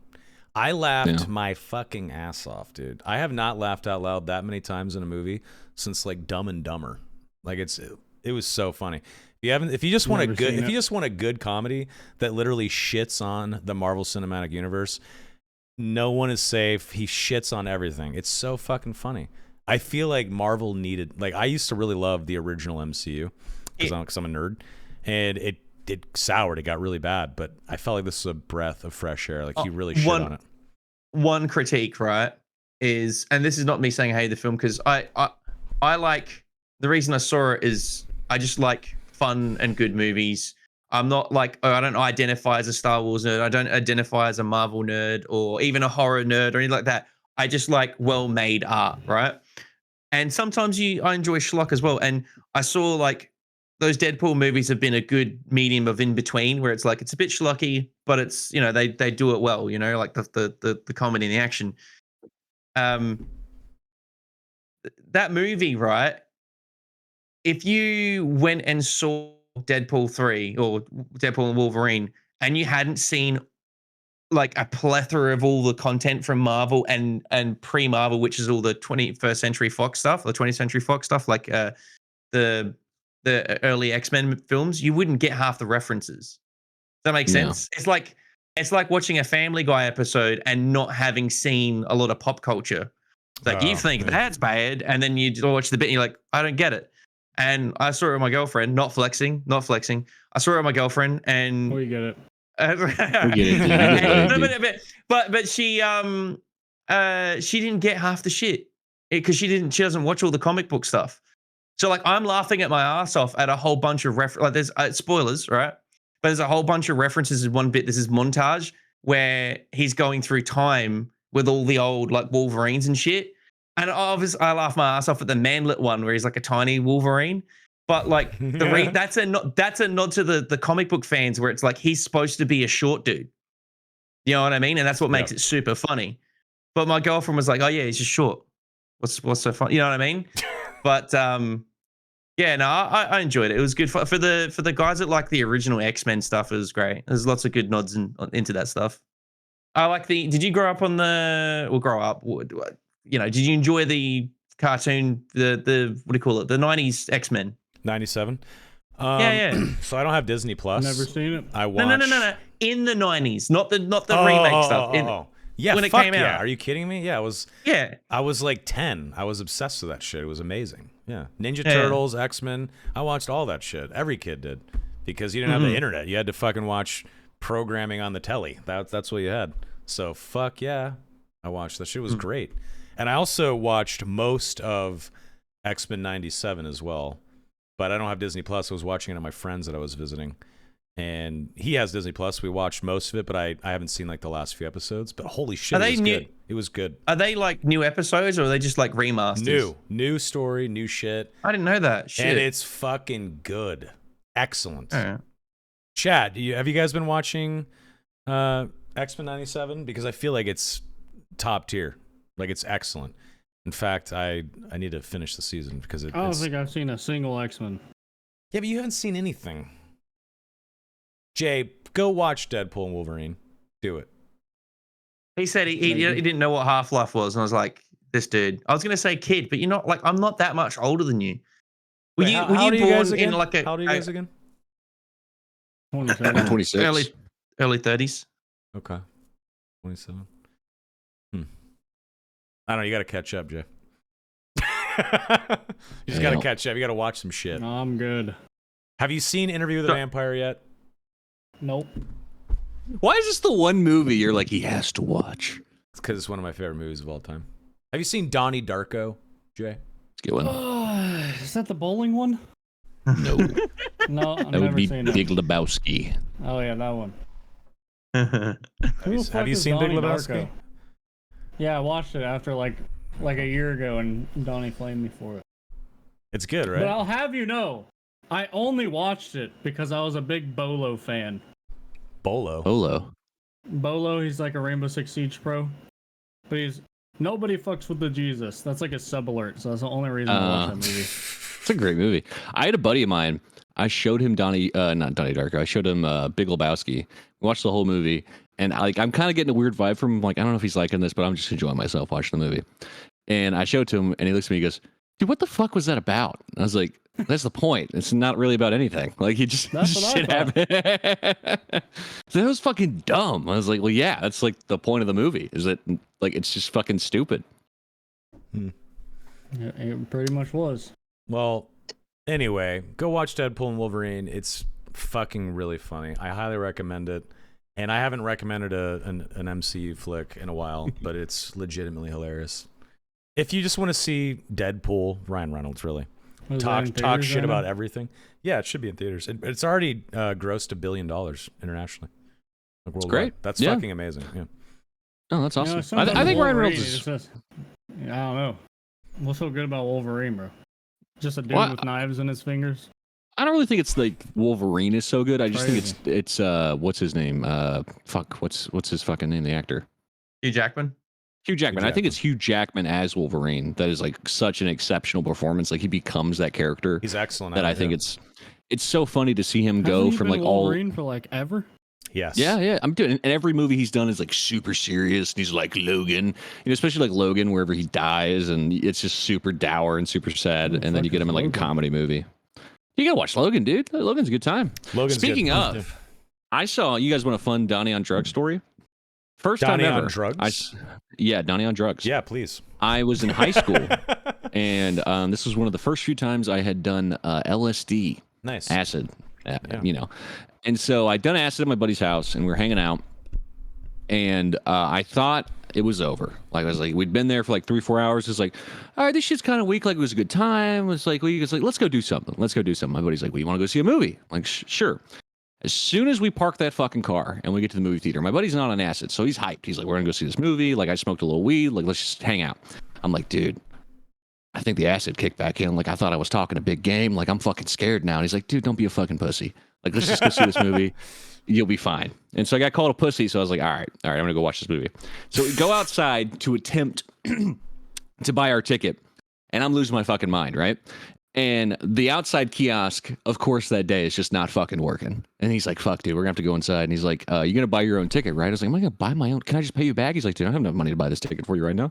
We're in high school. And I'm like, fuck. So I managed to like awkwardly make my way past the ticket kiosk lady and like pay for it. I'm like, one ticket for Logan next to him. Whatever. Fine. Make it past that guy, right? And then this is fucked up, but full transparency. The ticket tearing guy is like this disabled dude. He's in a wheelchair and he's got like a weird posture and you can tell he's disabled. Like probably not all mentally there. Well, if you've ever done any kind of like psychedelic or anything, Faces morph. Yeah. Faces morph, but if you see anything strange or you see anything weird, your initial reaction is just to laugh out loud because you're like, this is strange. Donnie. This is uncomfortable. Like, you're like laughing uncomfortably. I am fighting the urge to laugh with every piece of my might.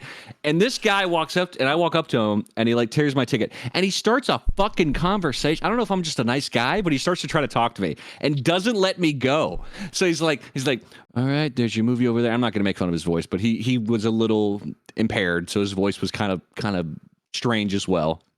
And he's like, your movie's over there, and like, do you like that movie? We're gonna go see Logan. He's like, I really like Logan. It was a good time. I was like, Wolverine's cool, man. He's like, yeah, Wolverine's really cool. What's your favorite part about Wolverine? And this dude's just not letting me fucking go. Just talking to me, and I'm just like, the claws or whatever, man.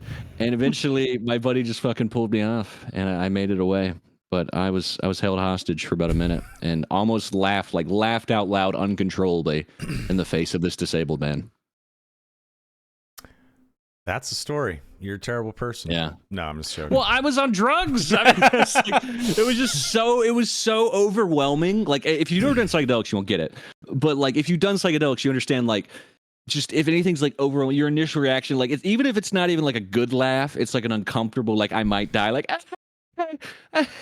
This is too much. Like, might be crying, kind of. Like that's the psychedelic experience, and yeah. Well, I'm happy that you did not laugh and that you kept it together. I also used to I don't want to one up you, but I used to dabble. No, go ahead.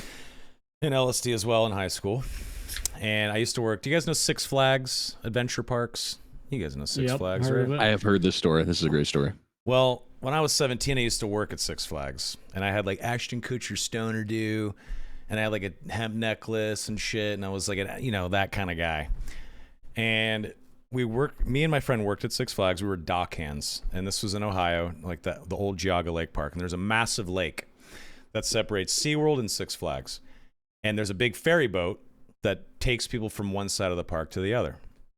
And my job as a dock hand was to wear the stupid sailor suit and to do safety briefings, help people on the boat, and essentially help tie the boat to the dock, release the boat whenever the boat's coming in and I'm on the dock. They throw the rope to me, I grab it, I slow the boat down, I do little sailor fucking knots, help people off. You know how it goes.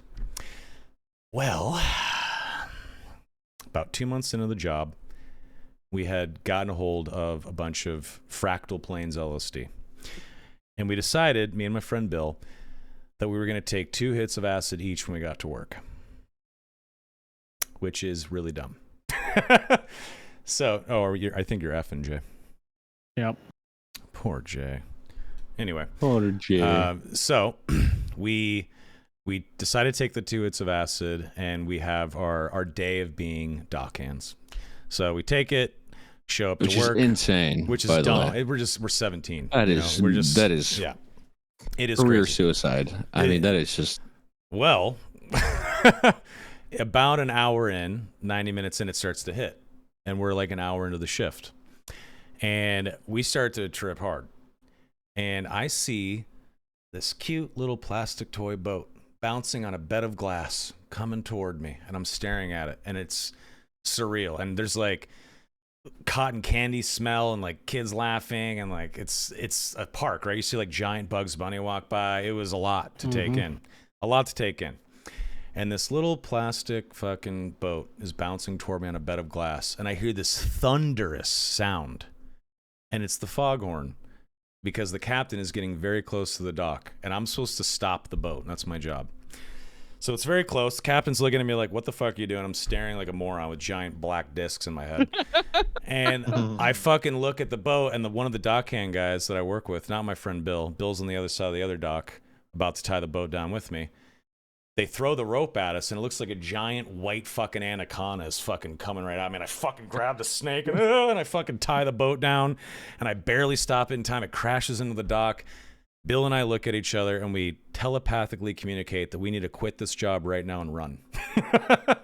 So we do. We tie the boat off. We open the gate. Don't do any sort of briefing or anything like that, and we literally sprint away from the boat. And we're tripping so hard that we cannot find the break room where our shit is. We get lost in the park that we've been to 1,000 times. Finally get to the break room. We get in there. There's a smoke pit. Fucking Bugs Bunny takes his fucking head off, and it's some fucking meth head hick smoking a cigarette under it. It looks fucking insane. I'm freaking out. Finally get to the goddamn car. It's typically an hour drive to go to work. Takes us 9 hours to get home. We had to pull over in the side of the highway to switch drivers like 1,000 times. We shouldn't have been driving. Finally, at like 4 a.m, we got home. And the moral of the story is don't do drugs, kids. And especially don't do them when you're working and you're trying to stop a giant boat that has people on it. Because it's really, really dumb. So that was a good lesson for me 21 years ago. That's my acid story for you. Let's pretend that never happened. Let's move Never on. done any drugs. Shut up. never. Come That's on. wild. And don't drive unless you're sober, folks. Yeah, definitely don't drive. Yeah. Really stupid. Super stupid of us. For sure. What do you Do mean you don't do drugs. drugs? What do you mean you don't do drugs, Jay? You Someone play called me a dark and liar. darker. Yeah, I actually wrote this story. This is just a fictional story that I wrote, and I just really wanted to share my short story with you, Crimson Lotus. Oh. Yeah. What'd you say, Spud? I was gonna say, at least you weren't responsible for that bridge. That massive freight ship that hit that bridge. Was it in Boston? What was that bridge in America that got wiped out? Oh yeah. I don't know what city it was, but there was Yeah. like multiple boat. I'm saying that didn't accidents happen. That could have everywhere. happened. That could happen. Yeah. Yeah, for sure. And It what do was- you do it if was you're scary. like you're responsible for something like that? Is your life not just over? We would have been no. we would have been in a lot of trouble had we not slowed it down. But luckily, we had a moment of sobriety. We were able to stop the boat. It was a asking about the rough. bridge. Oh, the bridge. Yeah. Yeah, for sure. Like especially if someone died. But it's only if it's the helmsman or the pilot. What do they call the captain? It's only if it's the captain's fault though. If I'm pretty sure that boat was there was like an electrical issue or like something happened, right? Like didn't power cut on the boat and they couldn't steer it or something like that. Yeah. Allegedly. Yeah. At that point, you can't blame anyone. Maybe you can blame the maintenance crew, but if they did all the maintenance right and it was some natural mistake that happened with the mechanics or something like that, no one gets blamed. There But was one there's going to be a time- settlement. Like people that died are going to get settled with. Their surviving family members will get some kind of paycheck. The one where a check. it was where the captain was responsible. I think it was like 10 years ago. The Concordia, the Italian captain, where he was off bonking his mistress Oh, while the distress wasn't that a signals movie? are coming. Was this a cruise And ship? it made a movie. Yeah, cruise ship, and it capsized and like a whole bunch of people died. But like that guy's he balling. was supposed to call the evacuation order and all that kind of stuff and do something about it. And he was balls deep the entire time while it was sinking. And then Jesus. he I think he fled the scene as well. Like after, like he survived and fled it and tried to hide. Fled You how? can look With it up. with a fucking lifeboat? Yeah, like a little knee. He's like, yeah, fuck this shit. And then, No and fucking then way. I'm not talking shit. I watched a documentary on it, and he was watching the whole thing sink off the coastline, obviously in a complete state of like Post nut clarity. distress. Yeah, post nut distress. What yeah, have literally. I done? Ah. Yeah, Yeah. It wasn't that's worth terrible. it, dude. Wow. Yeah. That is. What if it was worth it? What if he was sitting there thinking, God, that was just so good. This, I know I fucked my whole life up. I but fuck, was I it worth fucked it? on this boat so hard it capsized. I'm telling you now, right? You think like James Cameron's like Titanic is an amazing masterpiece. I swear someone could do the equivalent of that in Hollywood on that story. Because it's way more dramatic than that. I mean, obviously a bunch of people died in the Titanic and it's sad and it's dramatic before someone's like, what the fuck's buddy? But what I mean is like, there's just so much because there was lots of like people tried to cover things up too after the fact, in him included. And there's like, you know, obviously like this big court case that happened and all that kind of stuff. And I think his mistress dogged him in the end. Like she was kind of like, yeah, no, he was bonking me the whole time while that was happening. Wow. So Well, yeah, was it doggy bad or stuff. missionary, madam? Like, just walk us through step by step. Yeah. Yeah. Hmm. Oh Jesus. That's Yeah. insane, man. That's insane. Yeah, that's sad, dude. You ever heard about that ferry in Japan that capsized and all those people died? I figure out how it happened. So we're gonna list tragedies now. Yeah, dude, it's fucked yeah. up because like Japanese are like really all about, you know, their Safety place in engineering. society, safety engineering, yeah, all that.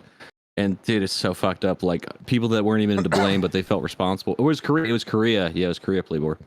So, you know, similar values in Eastern cultures. I won't get into it because I like the details of this, but like speaking of stuff like that, I wasn't a carny, a carnival worker or anything like that. I worked at a venue once that basically housed carnies on, you know, yearly, right? Whoa. Okay. Like What- they what? live there? No, like, you know, like, all right, if you run, all right, so if you own a ride, right, of some Yeah. kind, say think like the Gravitron. I don't know what rides you have in America. Like we have Yeah. different Aussie slang names, right?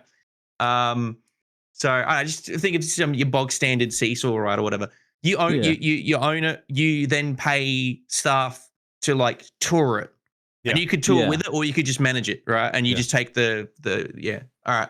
So the earnings. So most of these people, they tour around, at least in Australia, they'll tour states and go to event. They're chasing the events throughout the year. So you'd go from top down of the country going like, okay, this national show of the year, okay, this music festival, this boo, and you know what I mean?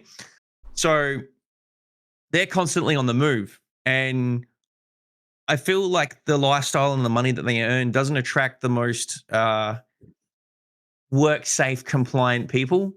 You think? And I worked a couple of those gigs, and the stuff that I discovered and seen behind the scenes, I was like, man, I'd be fucked if I go on a ride ever again.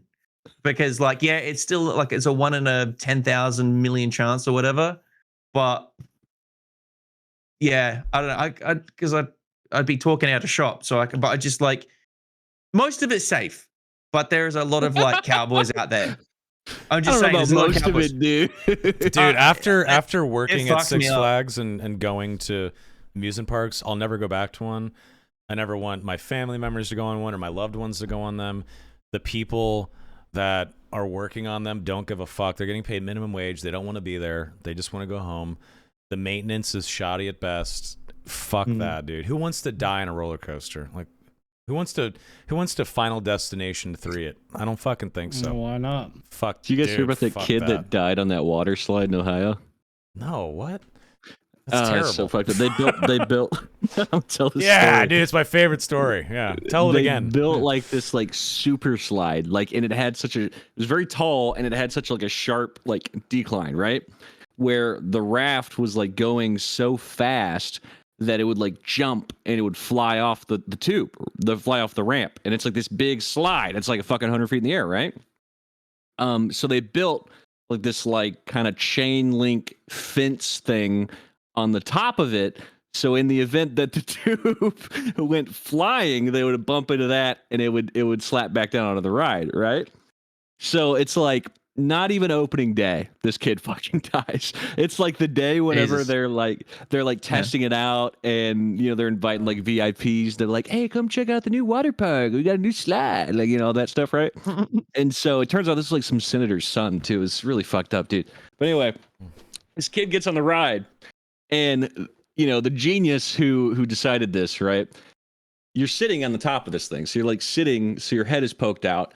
Well, the tube flies up, hits the top of the fucking like iron fence thing that's supposed to, keep you safe, keep you locked into the slide thing, and chops his fucking head off. He just fucking died.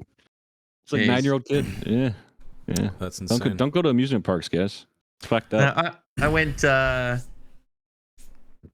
pretty sure it was. I think Waterworld in Queensland. It wasn't Movie World. It was Waterworld.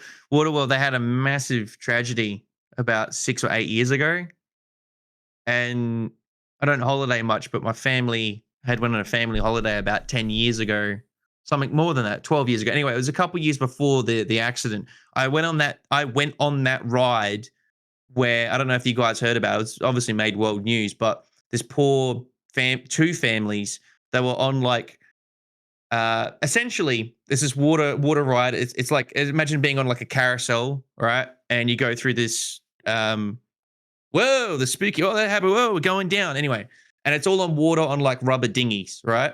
Those rubber dinghies were never attached to like a rail or anything. It was just floating on the water. So it was just navigated by water. There was for some reason, there was like an overpressure of water, and it flipped the dinghies upside down. Now, note, you're locked in the dinghies like belts, and you can't undo it. It requires, so they got flipped upside down. So you're drowning, right? But then their bodies and heads got caught in like bits of machinery and shit underneath the water. And everyone died, and it was horrific, and it was like something out of Final Destination. But it was that camera. When I saw the news, the camera zoomed in on me like, that could have been me. So I went on that ride, and I just felt like, it's one thing to hear these stories, but when you go on the ride and you know how it works and you've seen it, or you're like, oh shit, like that's like, it makes it so much more grim. So I've been fortunate enough that I was young enough and, done, I wouldn't call it stupid, but just had those experiences where, you were none the wiser, and I've done all the crazy rides, but now I'm old enough and been there, done that, and seen all the crazy shit that happens. And yes, it's a 1 in a million, but I'll keep it to 0 in a million. You know what I mean? I'm done with rides. I'm just over it. Dude, those kind of accidents can creep up in just regular life too. Like I had a buddy in high school named Brian. I won't say his last name, but my buddy Brian and his best friend and his friend's girlfriend went out drinking one night in Cleveland, and they all drank, including the girl that was driving. And they got in the car at the end of the night. My friend Brian, as they're driving home, has to stick his head out the window to puke. And the girl's kind of driving drunk, and she's like trying to light a cigarette, and they're like dicking around, and he's in the back seat. And he sticks his head out the window to puke, and she's not paying attention, sideswipes a tree in a median, knocks his head off. Yeah, it's that easy. Instantly died. And he was a fucking awesome guy. So people can make mistakes in any walk of life. You have to be careful no matter what. Don't drink and drive. Don't use drugs. Don't get on creepy machinery. There's just a lot of fucking, I don't know. It's really sad. Not Bago says, sure. I knew them too. Are you a Clevelander? Not Bago? Yeah, super fucking sad. Anyway, let's change the subject. This is fucking sad. Yeah. Do drugs. Straight death talk. We might as well keep it going at this point. Let's change the subject. Not Bago. The thesis of our statement is: do drugs, do alcohol, but just stay home. Or get an Uber. Yeah, stay home. Get an Uber. Yeah. Yeah. We don't want anyone to die. We want. I thought that was like we've all seen Hereditary, right? I thought that was some made up shit, but goddamn, did not know that could happen. That is absolutely. Brian was an awesome guy. Super good looking, really smart, charismatic. Going to ASU, home for the holidays. Bam. God damn, why you give me so many details, dude? That's anyway, let's move to Q&A. It's Dony. Hey, chat, it's Donnie's farewell episode. Cheers to you, Farewell. Donnie. Cheers, boys. I'll be back for episode 420. That's it. Donnie, Only episode 420. I was thinking we would have you back potentially if you're down for our final episode of the year, and then maybe episode 100 as well. Is that cool with you? Nothing like death and Christmas. Anyway, so have you guys heard about the Santa murderer? So Donnie is leaving the podcast. He's got other shit to do. He doesn't play the game anymore. He was always the casual. He's moving on, so it's fine. Spud is the new third host, which is fantastic. Donnie will always be a friend of the podcast, and he'll come back occasionally. But let's move to Q&A. It can be about anything. It doesn't have to be about Dark and Darker. This is a Scuffed edition of the podcast, Scuffed episode. So if you're wondering why we're not talking about Dark and Darker, it's because it's Donnie's farewell. Donnie wanted to be able to talk about whatever he wanted and just fucking hang out and do our thing. So if you have questions about literally anything, drop it in chat. We'll do a Q&A for a bit. I will answer Kelly Cush to begin with. He says, why, Donnie? I just didn't have fun with the game anymore. And honestly, I didn't want to play the game anymore. I'll be real with you. And it's not because it's not a good game. I still love Dark and Darker. I just don't want to play it every week. And if I don't play it every week, I come up to the podcast and I look like a fucking goober talking about shit. I'm like, hey, what happened? Is like a new update or some shit? And I could just get roasted. And frankly speaking, I just didn't want to do it anymore. And there's a lot of people that would have loved to come on, like Mr. Spud here, and they have a fucking passion for the game. And they would love to be here and talk about the game. And it's just like, like, it's not something I really want to do anymore. So that's why I just didn't want to do a Dark and Darker podcast anymore. Still love the game. I still think it's great. I'll come check it out every couple of weeks, do my thing. But, yeah, just don't want to do a weekly podcast. So, I mean, hey, it's all good. If you're not feeling it, you're not feeling it, Yeah. It's all good. I mean, as long as you're willing to come back as a guest once in a while and shoot the shit, who cares, I'm down, dude. I'll talk to you about my fucking trials and tribulations, getting fucked up in that dungeon. Because God knows, it's rough out there. What are you doing, Wild RP, Donnie? Dude, fucking played just the most disgusting, gross characters possible. Like I play this guy called Dirty Dougie. He talks like this. Like, hey there, how you doing, guys? Shit, mate. Like, stuff like that. I like weirding people the fuck out in roleplay. I think that's like the most exciting thing I can do. Because like, people take this very seriously. And obviously to me it's just a video game, so I'll just log on. But to me, I'm just like, how can I just creep this fucking guy out logged on his computer? And that's where I get a lot of pleasure from. It's just weirding people out. Wow. Well, all right. Yeah. That's beautiful. Thank you. Thank you for that, Donnie. I wonder what's in your basement, Donnie. Yeah, what's down there? You got jars of testicles? What's going on? Nothing anybody will miss. Yeah, especially if they're all dead and buried in the backyard. Yeah. They're hitchhiking. Yeah. Oh, Donicus. All right, chat. Bring it on. What do you guys got?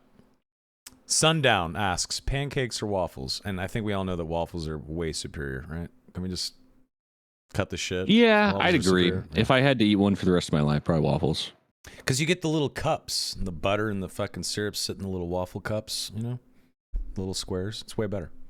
Jay, Yeah. let me guess, Jay, you've never had a pancake or a waffle before. I like both. I couldn't pick one. Very diplomatic. Jay's gonna tell us he's only had like pancakes from McDonald's or something stupid. No. That's disgusting. It's like IHOP doesn't serve waffles, dude. Pork McBaconham, great name. What are your favorite books? Do you guys have a favorite book? Ooh, I love a good tragedy. I love a good sad book. You guys ever read Tale of Two Cities? Probably one of my favorites. Yep. God, yeah, that's a good one. That's got like one of the coldest endings ever. I feel like a good classic literature. Hemingway's always good too if you like classics. But if you want like fantasy, modern fantasy, Black Company's good. Made in the 80s, very good stuff. Mm-hmm. Obviously, Song of Ice and Fire, stuff like that. Not a big sci-fi guy personally. Song of Ice and Fire series, Wheel of Time series. When I was a teenager, I thought Catcher in the Rye was edgy and cool. Loved that book. It was required reading in English class. I read it twice because I liked it. And then all-time favorite though is probably 1984. Just gives me the creeps and it's fucking awesome. And Brave New World obviously is a great book, and that's how I got my handle Soma. Soma is the drug that controls society. in Brave New World. Mm. It's like the drug that makes everyone want to participate in the public orgies that the government controls and all that shit. Dude, public orgies would be so lit, especially if I'm fucked up. Mm-hmm. Exactly. Yeah. Yep. Mr. Calling, ancient Rome and Greece and all that. Oh yeah. So lit, dude. Absolutely. They were all at it all the time. What are your Nothing else to do. favorite books? There wasn't boys? internet. What are your favorite books, Spud and Jay? I You swear to first, God, Jay. Jay, if you say the Goosebumps series, I'll give you a I I'll read give a you a book in thumbs like up. 15 years, bro. All right. Well, what Did you was like the book anything in 15 high years school? ago? Yeah. What'd you read 15 I think years I read ago? one book in the 5th grade. It was called A Dog's Life. God damn, this is Yep. depressing. You know what was a good high school book? I'm Did you depressing. you guys ever read Flowers for Algernon? I'm depressing. What are you trying to say? Oh, nothing. Okay. Sorry, You Donnie, watch what did you it say? back. No, I said, did you guys ever read Flowers for Algernon? It's the No, one what's about that? the mentally handicapped guy who like takes this like new. There's nothing funny No, about that. No, it's just because of your Is story. Spud on before. It's just acid like- right now? No Spud's on acid. wrongdoing No. was acknowledged. All right, I will continue with my story. God. No, but Wow. it's about the mentally handicapped guy, and he takes like this new pharmaceutical drug, and it makes him like super smart. Like he goes from a guy with a very low IQ, and he goes like genius level. And it's about like the rise and the fall of him because eventually the drug stops working and he goes back to be mentally handicapped. And it's all about like accepting yourself and not trying to wish for a different life and stuff. But it's really good. Yeah, I think I've, Really, I've really good. either heard or seen of that or like rip-offs of that theme. I swear I saw like an episode of a TV show that's done something like that where like the actual character ended up developing depression. And it was like more of a social commentary, like it's like there's a burden to being an intellect, if that makes sense. Yeah, I think he becomes like a giant douchebag in the book. He just like becomes Yeah. the biggest fucking douche. Everyone's like, you changed. We liked you better when you were stupid. Yeah. Hmm. Yeah, pretty much. Interesting.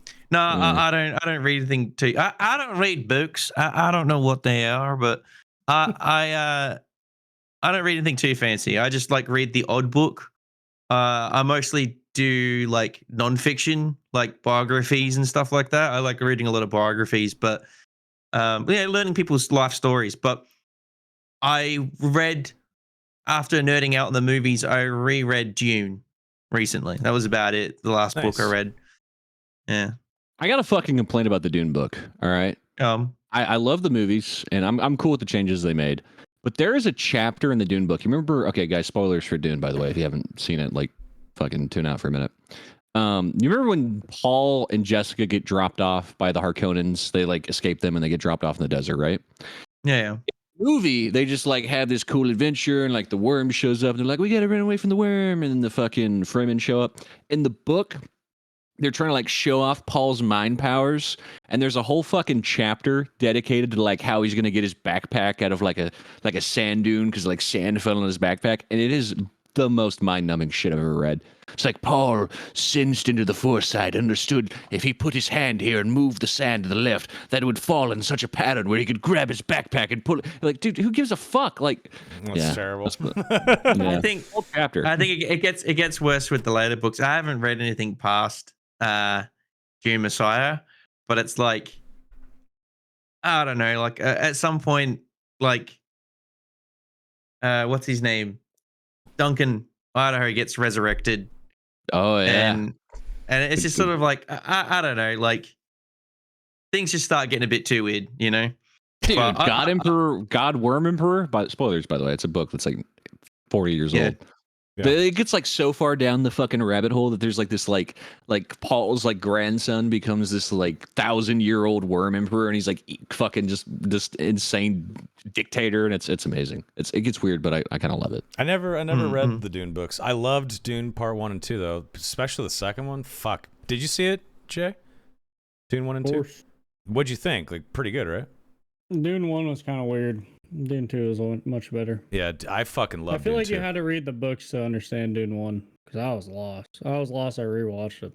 I gotta be Yeah, honest. it's I better think with you're two. right. I think you're right, Jay. After I saw Dune Part 1, I had to like get on YouTube and say like Dune Book 1 explained because I was not gonna read it because I didn't have time for that shit.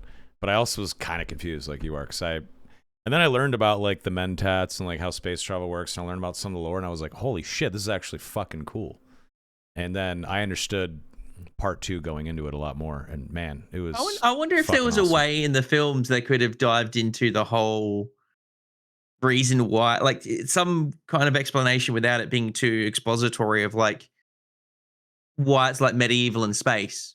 Because I feel like it's topical with the whole. So well, like it's. I find that so interesting that like humans abolished AI and computers, like thinking computers. Yeah, but they explain why. Yeah, they explain why. Because do they in the Do movies? they really? Not they in the don't really do it movies. in the I don't movies. think so. Yeah, No, they not in the just movies. kinda- That's what I mean. In the Yeah. movies. In the movies. That's what I mean. Not the books. The Yeah. movies. Yeah. I just feel like it adds so much more depth to it. Like it's.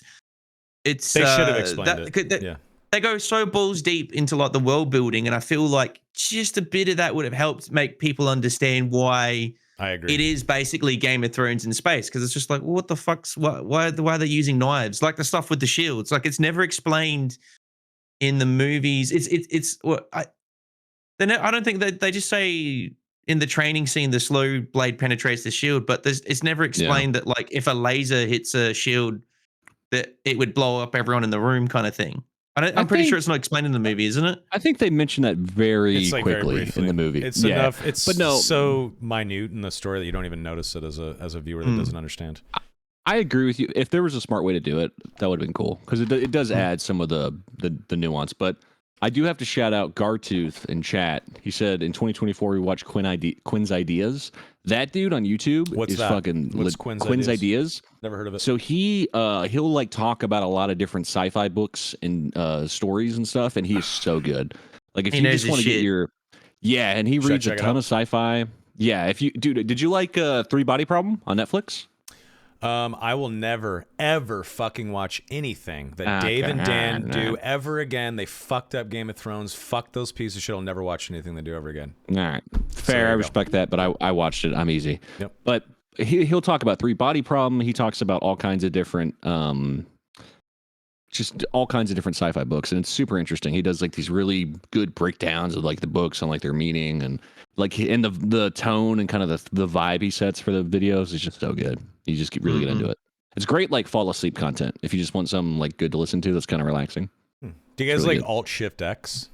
Yes, dude. Alt Shift X is like, you know, Dune and Game of Thrones coverage and all that shit. It's so fucking good. He's the best. Speaking of, have we watched House of the Dragon season 2 in here? Yeah. Not me, nah. Dude, not so interested good. or what? Spuddy. Say again, sorry? Not interested. I said or- no. I kind of got burned out with Game of Thrones shit. Game of Thrones. No, Game of Thrones was fantastic. Like I felt like the writing, the actors. I love the Lannisters story arc with like is it Tyrion Lannister? Who's Tyrion. Peter Dinklage's character again? Tyrion. Yeah. Tyrion, yeah. I loved his story with how he's like like even though he's not a bastard child, he's treated like a bastard child, and his like just his place in the world and him trying to. It's just such a fascinating. Well, character, he even right? says in season 1, all dwarves are bastards in their father's eyes. He says that to Jon Yeah, Snow. yeah. Yeah. No, it was just so good. And then once he'd killed his dad with the crossbow, his story kind of ends. He's just like a piece of furniture in the rest of the show, really. Like Well, he the just show becomes like fucked him up. Yeah, the show fucked it up. Yeah. Yeah, it was terrible. And after that, like so he's like, I'm like, all right, now I'm bored because I've lost that was the way, because they build up characters and then kill them, build up characters and then kill them, and there's no interesting, like some of the characters had no interesting arcs because you just build them up and then kill them, build them up and kill them.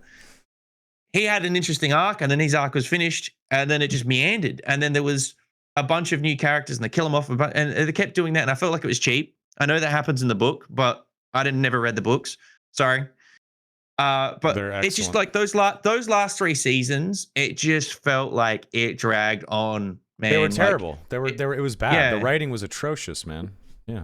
And I think that burned me out on a lot of shows. Like I don't commit to many shows anymore because if I get even a whiff that like they're doing that thing where it's just trying to print as much money as possible and not do like I love what the Breaking Bad writers did with Breaking Bad and Better Call Saul, where it's like you can clearly tell they cared about the art first and the craft, where it's like they've got to make sure these characters make sense, their decisions their character arcs, their resolution, setups, payoffs. Everything has purpose. Nothing's like throwaway.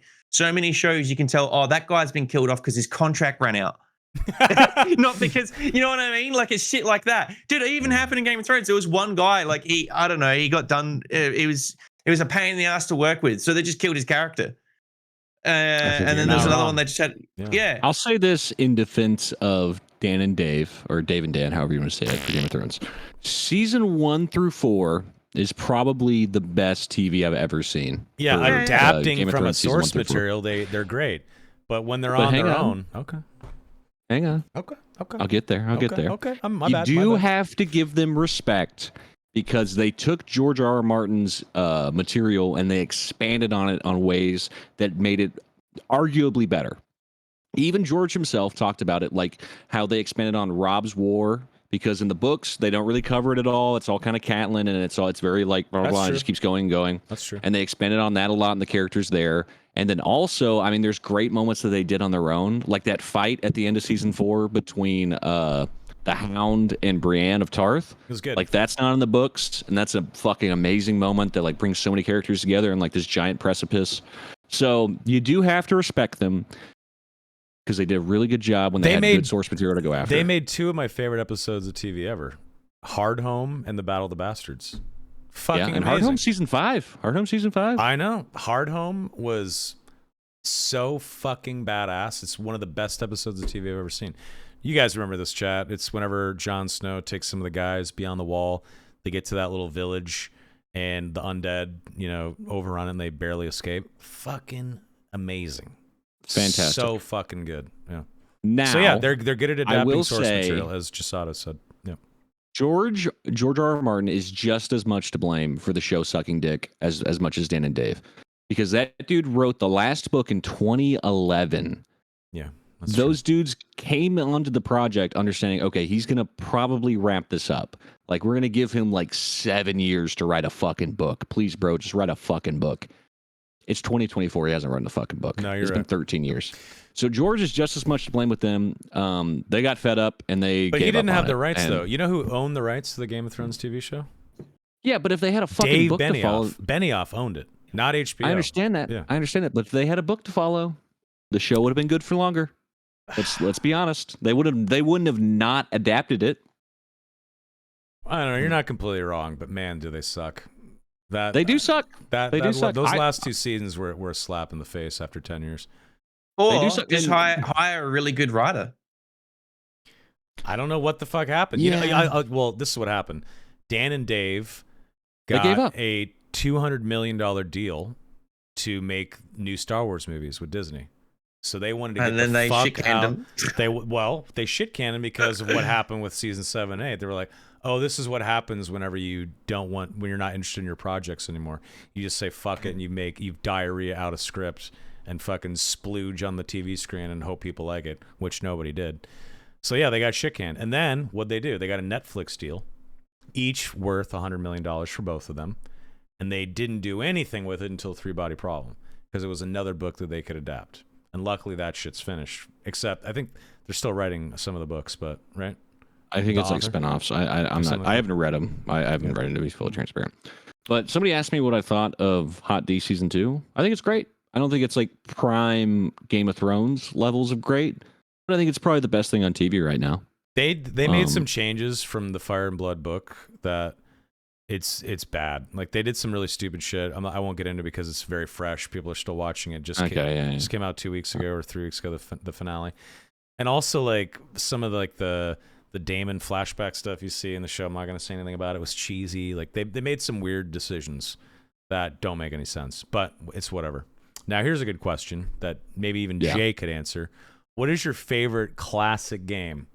Like internet multiplayer games like Diablo and World of Warcraft and shit. Before that crap, what was your favorite game? What do you think is like one of the best games ever? And I'll start. Chrono Trigger on Super Nintendo. It's one of my favorite of all time. Jay, Okay. you got one, Jay? Not really. God damn it.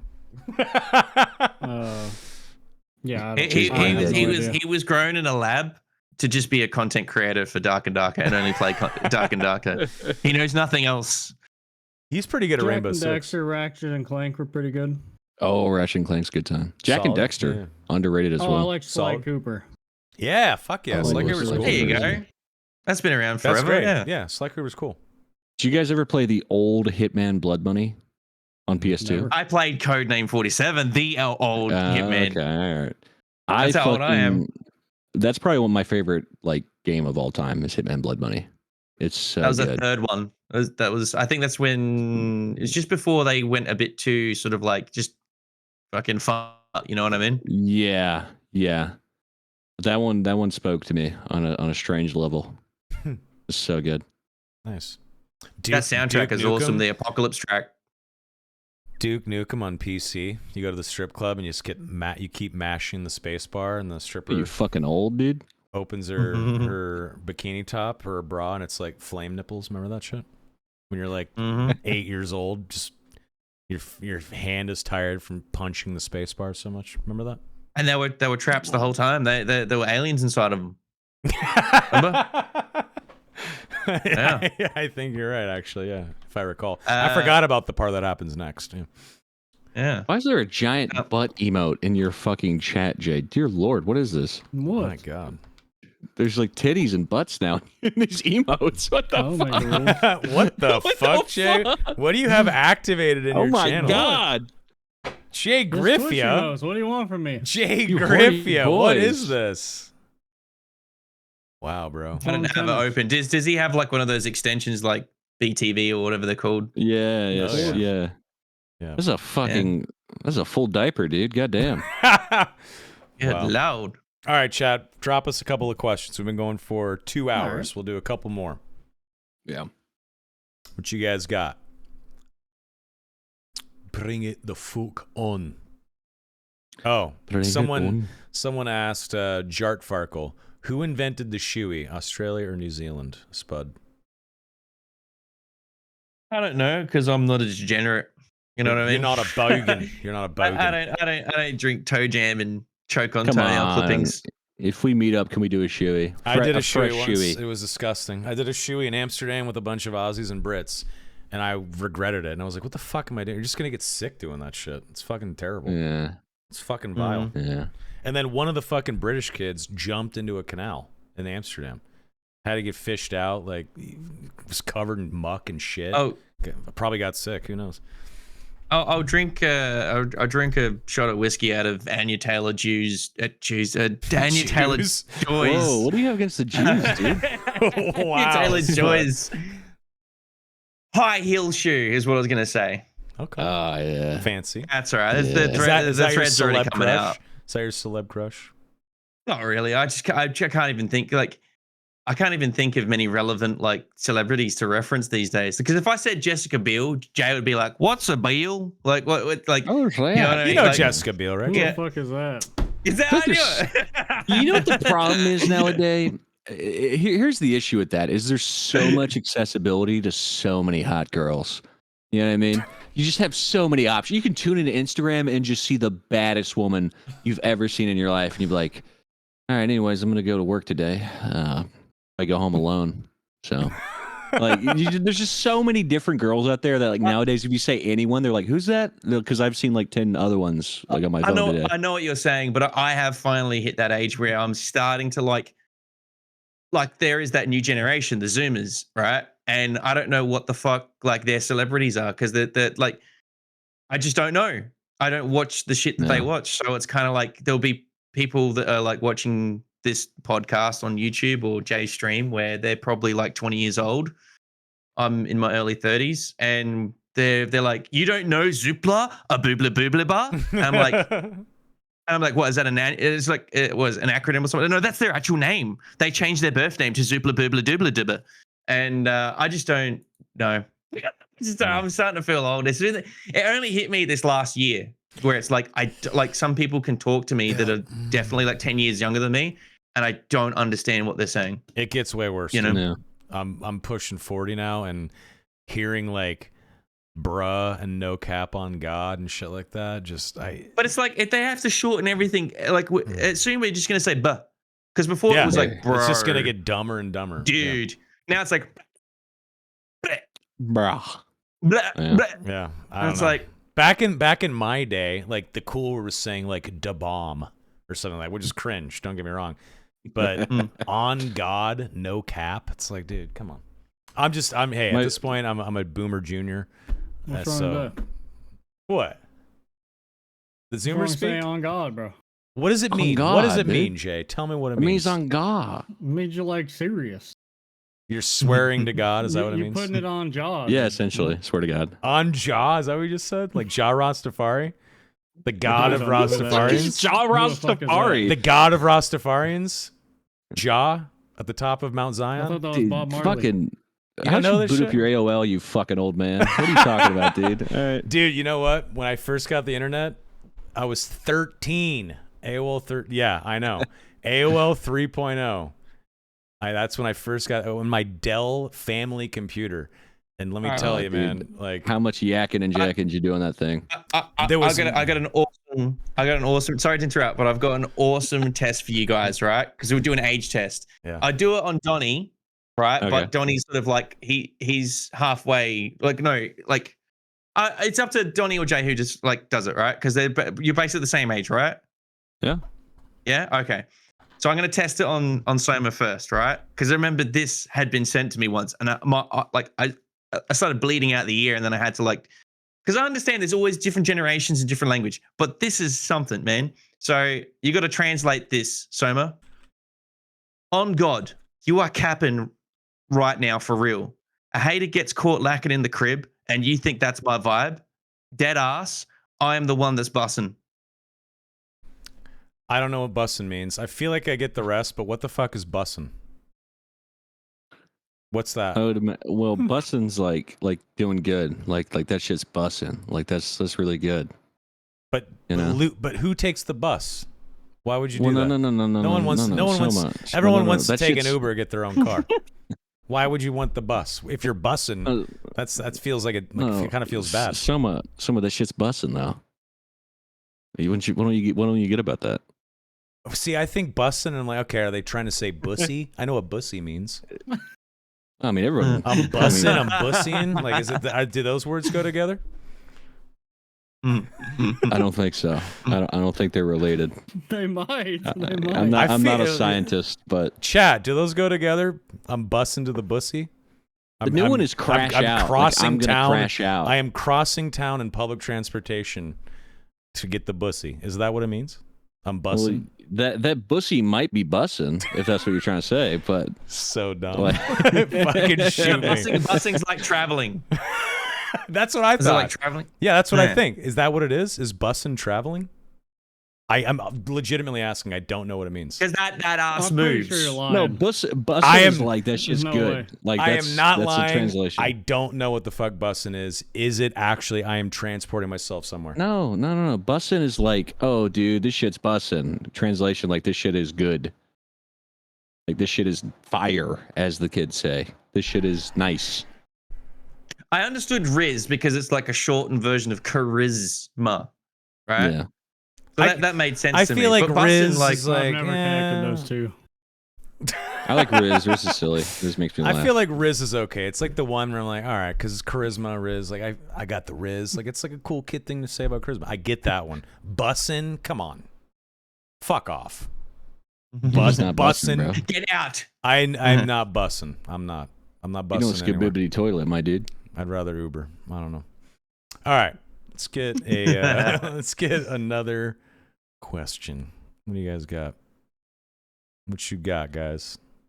Let's see a solid question. Oh, here we go. Bussin' originated from African American vernacular English.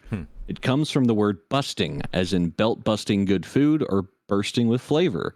The word originally applied only to food, but internet users have co-opted the word to apply to other things that are very good or excellent. That's a good explanation. Thank you, Dr. Shout out to- Bones. Thank I feel you. like it's Yeah. aged 10 years. When it's broken down like that, you're like, well, this word sucks now. Well, now I get it. Jeez. Well, thank you, children, for teaching me today. I've learned something. When you get old, you can still learn. You teach an old dog new tricks. You grab your fucking glasses, you go, well, geez, guys. Wow, bussin'. Unless you guys find another question, I got a question for you guys as drop it. Vigi gamers. Yeah. Yeah. What's gonna give? When are we gonna get it? Other than Dark and Darker, right? When are we gonna get a multiplayer game that feels like it's trying new things rather than, oh, it's Overwatch, but it's got a little bit of this. Oh, it's Counter-Strike and Valorant, but you get to play two versions of yourself, like the game, right? Oh, it's Dark and Darker, but more arcadey, Dungeon-born. Oh, it's Tarkov, but it's Chinese, ABI, and it's got microtransactions in it, pay to win, right? Like, when are we going to get a multiplayer game that isn't just some kind of Iteration? Not even iteration, like it's just some like bastardized version of it. Like I actually got depression looking at a bunch of like the new betas of things that are coming out soon. Multiplayer, single player, always awesome. There's always good indie games and some AAA games that come out, but like multiplayer just seems to be in this weird state. And I wonder if you guys know something that I don't. Is there a game coming out that's not just like, oh, it's this, but that? It's actually like something fresh. Whoa, I don't Like know. even Valve's what was smart, Jesse? apparently it's, What was Jesse just nailed it? When capitalism stops being the priority and art is the priority again. When the novelty of something fun, when fun is a priority. And you know what? I've said it many, many times. I'll say it again. The future, the present, and the past, popular and amazing, awesome video games are modders. Modders and indies. Modders and indies. Yeah, I was Modders gonna and say. I indies. mean, every like really cool idea, maybe not the best execution for like recent in the last 10 years of like multiplayer ideas, has been indie projects, right? Or projects that helped get funded. By Well, that was what like Battle Royale became. Battle Royale, Battle Royale, Counter-Strike, Escape from Defense of the Tarkov. Ancients. Like it's all modders. Dark and Darker is an indie. Well, like, maybe not technically AZ. indie, right? Because they had funding. But independent developers who like struck out on their own and they sought the funding on their own.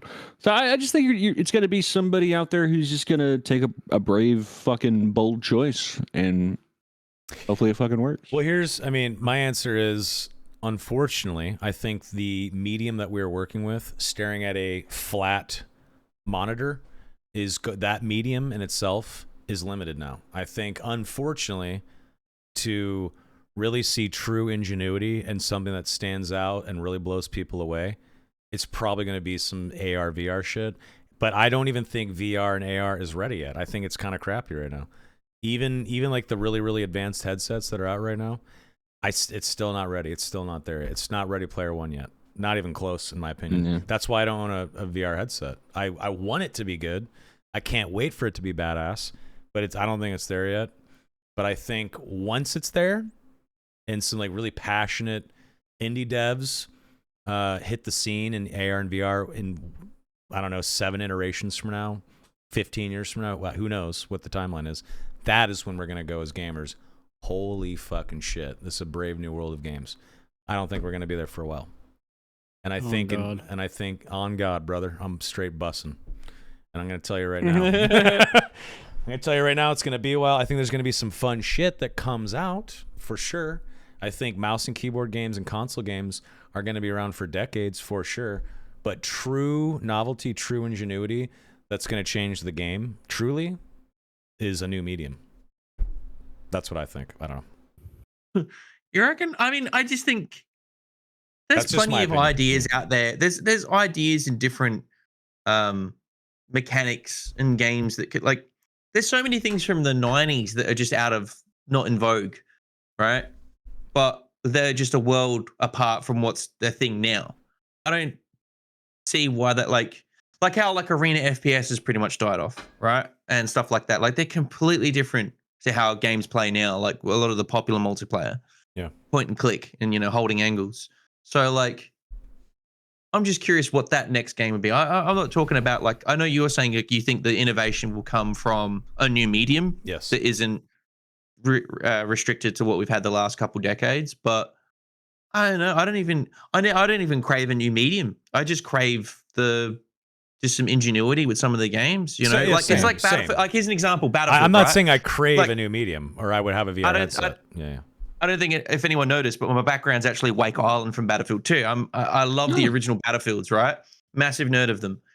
But after like Battlefield 3, it just sort of felt like Battlefield 1's really good, but like there's a couple outliers. Battlefield 5 has some good game design, but it was overshadowed with politics and stupid bullshit.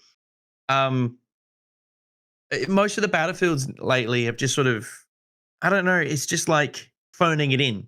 Like they'll have 1,000 artists make some of the most amazing visuals and game engine design, but like on a gameplay level. Like they tried to make the last Battlefield basically a bastard version of Apex Legends because EA was like, we need to make more money off of our other developers. Apex Legends literally made $1 billion from cosmetics. How do we get people to care about cosmetics? Oh, legends, heroes, because they can customize, blah blah blah. You know, I just seeing that happen to such a like you've got a model that works. Why try? And it was just like you said before, capitalism. You know, so I just like even things that shouldn't be getting fucked up and lame, like just Battlefield, man. I don't know. I'm just rambling. I don't know. What do you think, Donnie? Donnie's fucking what's episode. up, Donnie? No. Donnie's fucking episode, man. Look at this fuck. He's been drinking too much. He's 26 and he's pissing like a 60-year-old. Yeah, that's true. This is his second piss. Is he doing bumps in the bathroom? Is he going to get a new vodka seltzer? He's going to get a new high noon. Like, what's going on here? Come on, Donnie. It's okay though. All right, let's get a couple. People were saying somebody just wants SAO. I did not know SAO was Sword Art Online. By the way, I had no idea. I've never seen that anime. I know it's like some MMO game people get trapped in. It's literally all. Sorry, I broke the seal. All right, I had to go take. What are you drinking, Donnie? What are you sipping on, bro? Well, I've had one, two Coors Lights. I'd say sipping, but I've been fucking drinking these, and I've had 2 Mickey Lobes. Right. So tomorrow's gonna be fun. That'll be a good time. Okay. Coffee's hopefully gonna hit right. Yeah, I have a dentist appointment at 9 a.m., so I gotta chug water as soon as it sends. Yeah. I don't want to show up hungover as they dig into my head. I can fucking throw them back, dude. That's the problem. Goes down easy. Get her done, brother. All right, let's get let's get like 1 or 2 good more. Yeah, let's go like 2 more questions. We've been going for 2 hours and 11 minutes.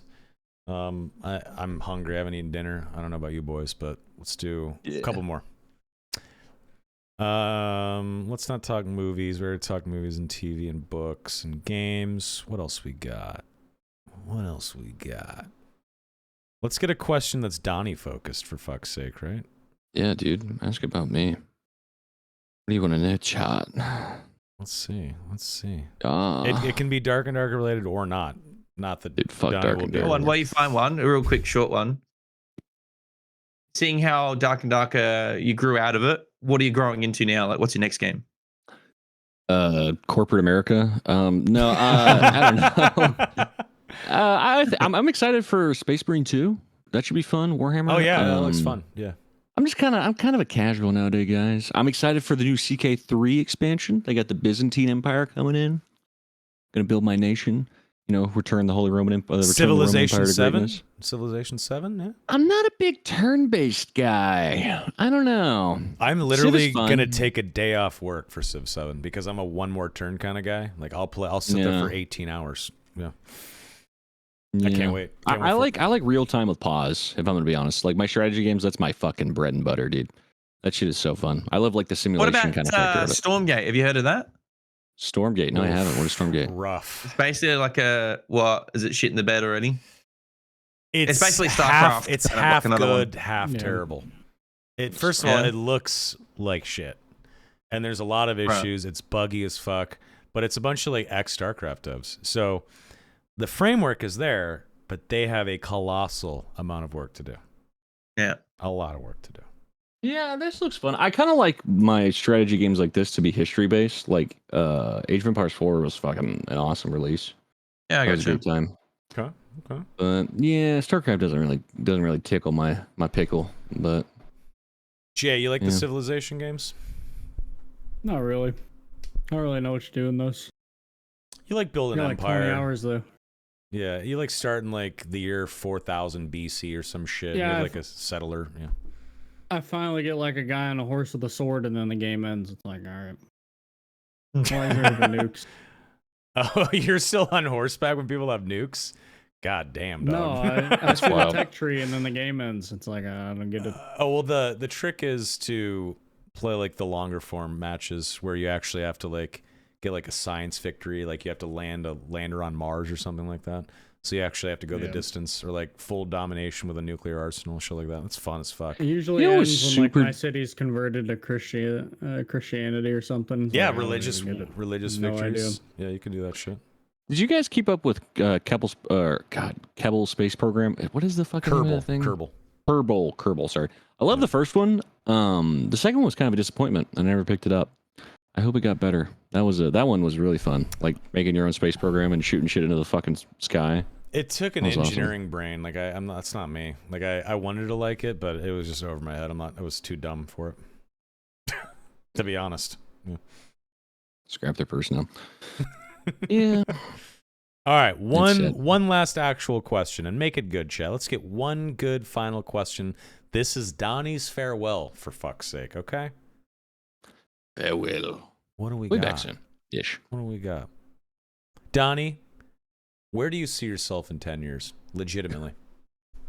Hopefully not dead. Credit score above 400. I don't know what that. Jesus. Above 400?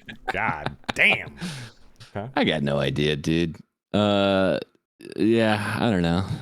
Oh, Not Bago's got a good one. Who was your favorite guest ever? Ooh, That's a really good question. And now that you're It's leaving, so you can say it mean. and you don't have to worry about it. it feels so mean though. Hey, you won't be back. Fuck Oh. it. Spud Hunter doesn't God, count because he's a new host. You let can't me- say Spud. Let me look. It wasn't me. It wasn't Spud. It wasn't Spud. Hang on, let me look through it because it was definitely one of the strange ones we had. I definitely love my Augie and my Wilson, dude. You know who was a shockingly like, I didn't really tune into. I know he's here, so I hope he doesn't think I'm sucking his dick. But Lord Collector, shockingly funny guy. Like I Yeah. came in, I was like, all right, this guy's gonna be like some fucking tax bro. He's just gonna tell me about stuff. Shockingly funny. Sparky Kawa, fucking great guest. Sparky Kawa's good. Yeah. Glocktain was a solid. Dude, I don't think we had a bad episode. Is the thing. Every episode's been we- solid. Yeah. Yeah. What do we have? Let me see here. I'm scrolling down. What about Skinny Pete with the hit Skinny list? Pete was fun. Yeah. Skinny Pete Your was a reaction good to one. that was fucking hilarious. Like yeah, the you sheet, the were. A4 sheet. You were tripping. That was Dude, pretty he's- funny. You know, Skinny Pete is a weaponized human made to kill people in Dark and Darker. All right. I love Skinny Pete, but he is a special man. All right. Jesus Christ. Skinny Pete's he is great. I watch all he's his a videos. really sweet guy. Yeah. And that was the thing. And like, love Skinny Pete. Just love him. I felt bad that he felt like he had to explain himself. I was like, dude, you don't have to explain yourself. And like, he was so gracious to come on. It was just like, man, like, dude, just do you. People fucking love tuning in. Do you, man. Like, and fucking keep doing your thing. Because obviously people love it. They're tuning in. So Skinny Pete, if you're out there, keep it going, brother. Don't feel like you gotta justify yourself to these people. Jay loves fireballing Penny Skeet. Oh, Is I that know what true, you're Jay? talking about. Is that true? No idea what that guy's saying. I watched Jay's latest Yeah. video. You and Skinny Pete as a combo, Wizard Barb combo and duos. You guys are fucking slapping people, dude. You know what? I will shit on one episode. I'll shit on one episode. Okay. Ready for this? Yeah. You know who was an underwhelming guest? Who? Orlanthe. That dude came in just with the most. I thought he was going to come in hot. He came in just mid, just like, yeah, he's fine. He had an hoping- ego. He had an ego, if you remember. He was like, I'm the fucking best and shit. I was I was shocked. hoping he'd come in with that. Well, dude. I was he like, said it "Fuck later. yeah." He said it later, you know. Yeah, he warmed up. He was like Yeah. afraid to be that guy. I was like, this is the guy I want. I want the fucking dog in here. But Orlanthe. Yeah. his Orlanthe, ego you ever came come out back later. on, dude? You fucking strut. I want you strutting. That's what I want. Okay. Yeah, I don't know, man. We had a lot of good. I'm looking back now. We had a lot of fucking episodes with just us, man. Oh yeah, It was good especially times. the beginning. Absolutely. Yeah, Orlanthe was cool. I liked when he finally did warm up and the ego came out a little bit. Yeah, It was- that's it what we was- wanted, dude. It was funny. Yeah, it was funny. I wanted the dog. We had so many good people. I can't pick a favorite. We had too many good people. No, I feel you. Yeah. Well, Donnie, I mean, you've been a friend of mine for a long time. I think you started watching my stream when you were like in 8th grade, right? Or like something weird like that. Yeah, I was like 15, I think, Jesus like 14, Christ. something like that. Yeah. God, I feel old. You're a homie, and you know I love you, buddy. I mean, we're gonna remain friends. You too, After this, we're in Discord groups together. We talk. You were a fantastic co-host, even as the casual that had no idea what the fuck was going on. You brought the laughs. Whenever you did the Scuffed episode with just you and Jay and Plebor, hard carry, I gotta say. Yeah, that was a rough one. Fuck Jay and Plebor for that. Jay's like, yeah. These guys rolled up with a I don't want to talk attitude, and I was like, fuck. Jay and Plebor showed up to detention, and you were the teacher presiding over it. That's what that felt like.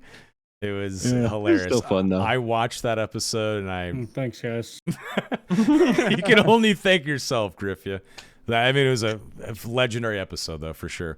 Yeah. But Donnie, we're gonna miss you. You're awesome, dude. Come back around, man. Episode 100, 420, end of the year episode. Maybe we'll get like a round table in here, invite you on. Oh yeah. Yeah, we'll I'm down. figure it out. But you'll always be No, a I'm homie. loving the podcast, guys. I think it's going great, Spud. I think you're a great addition. I think you bring the right, just, you know, I love you. I'm gonna be honest with you. I think you bring the right amount of autism to this thing. Because these guys, they sit here, they're too straight and narrow. We need a fucking horn. We need a guy with a casting couch. That's what they need. So I'm glad they picked you. I'm glad you're the one that came on board. So yeah, no, I'm happy, guys. You do your thing. I'll tune in. I'll creep in chat sometimes. But it's a good run. Beautiful. Good run. Chat, let's get some 07s to Donicus. Thank you. Cheers, brother. Thank you for your service. Thank you for your service, sir. So like I said, next week we are not live. I'll be at Gamescom, but we will be live the week after. Upcoming guests. Pretty interesting. Thelor is coming on. Is it Thelor or Thelor? It's Thelor, right? Thelor. It's the lore. Thelor, yeah. Thelor is coming on August 27th. Grayson, head of community at Iron Mace, finally coming on the podcast. It's finally happening September 3rd, right as the wipe is about to occur. A couple of days before the wipe. We'll hear from Grayson. What does that guy sound like? Do we have any? Is there any public voice of that guy? I think so, like his streams and stuff back in the day. He Oh, he streamed. streams? He made content. Okay. But way back in the day. We getting face cam? We getting face cam with Grayson? It's up to him. Yeah, if he wants to. Okay. I've seen him on camera before on like work meetings. He's a regular dude. You Yeah. know? And then I'll be going to Korea September 6th to 12th to meet STF, and I'll see Terry and meet Grayson in real life. I'll be going to the HQ, which is really, really fun. Nice. Can't wait for that. And then I get back. Huge. And then One Peg is going to join us September 17th, about 10 days post-wipe, which is great. And then I just chatted with Hunter Pence, who is an SF Giant pro baseball player. He loves Dark and Darker. He's going to come on October 8th, which is really dope. And then we're going to do a bunch of different roundtable discussions with a bunch of different people. The usual suspects. Wilson, Soapy, Ryan, Hold the Line podcast. Soda Poppin' will come back on with K-Balls and Augie. We'll get Yami on, Repost, Skinny Pete. We've never had Poshy Pop or Todd Father on. They do a podcast. I don't know if they do it anymore, but they used to with Not Like This. Going to bring those guys on. So, yeah, a lot of fucking good episodes to round out the rest of the year. Should be really fun. Should be cool. Yeah, not bad, right? But yeah. Back roster. Killer. Great roster. Absolutely. You know me, I'm in the background trying to get it all set up. So anyway, chat, thank you so much for watching and hanging out. Boys, always a pleasure. Love hanging out with you guys for a couple of hours every week. Donnie, good luck to you in life, sir. Obviously, I'll see you around the I'm gonna need it. digital water cooler on Discord. You will need it for sure, definitely. But we love you, buddy. Chat, say your goodbyes to Donnie. And we'll see you soon. Thank you so much for watching. Oh, and of course, Jay, where can people find you on the internet? Twitch, Twitter, YouTube. I'm Jay Griffia. I love it. Mr. Spud. The Spud Hunter. Twitch, YouTube, OnlyFans, the lot. Nice. Just Google the Spud Hunter. Okay. And Donnie, where can people find you? Post podcast, they want to hang out with you. Where do they go? I stream. I've been trying to stream some role play stuff here the last couple of weeks, at least once or twice a week. So you can find me at Dony with 2 E's at the end, twitch.tv/Dony. I do Wild RP, which is like Red Dead Redemption roleplay. I do that, and maybe some other stuff. And then I have some old YouTube videos, so maybe I'll kick that up again one day. Who knows? But Fuck yeah. there you go. That's where you can find me. Beautiful. And of course, I am Soma at Soma on everything except YouTube. It's at _Soma. That's where you can watch this podcast and my 5th edition D&D campaign I play with my friends. And I always say that maybe I'll stream again, but I never do because I don't feel like it. Maybe one day I'll actually stream Dark and Darker again. We'll see. Maybe if Jay carries me in duos. Okay, that's a no. I'm always down to play. Okay. All right. I'll hold you to it. Maybe we'll get a trio with Spuddy. There you go. You can just deal with my desynciness. Yeah. I've always We'll wanted to have hit to up play some of in the Asia. American guys like Jay and that. It's just I've always thought I'm just going to be a third wheel because this game, unlike games like Tarkov with like peeking and corner shots and stuff where you just get head eyes meta or whatever, there's time to kill and projectiles.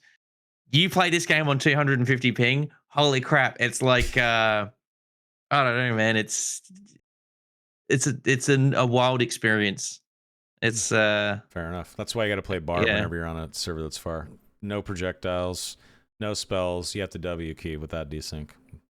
It's a good thing I'm a Barb main. I'll play with you in Australia, brother. I'll join you in Sydney. Anyway, chat, thanks for watching.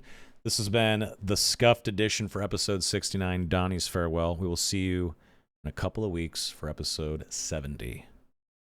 Have a good night. Goodbye. Goodbye.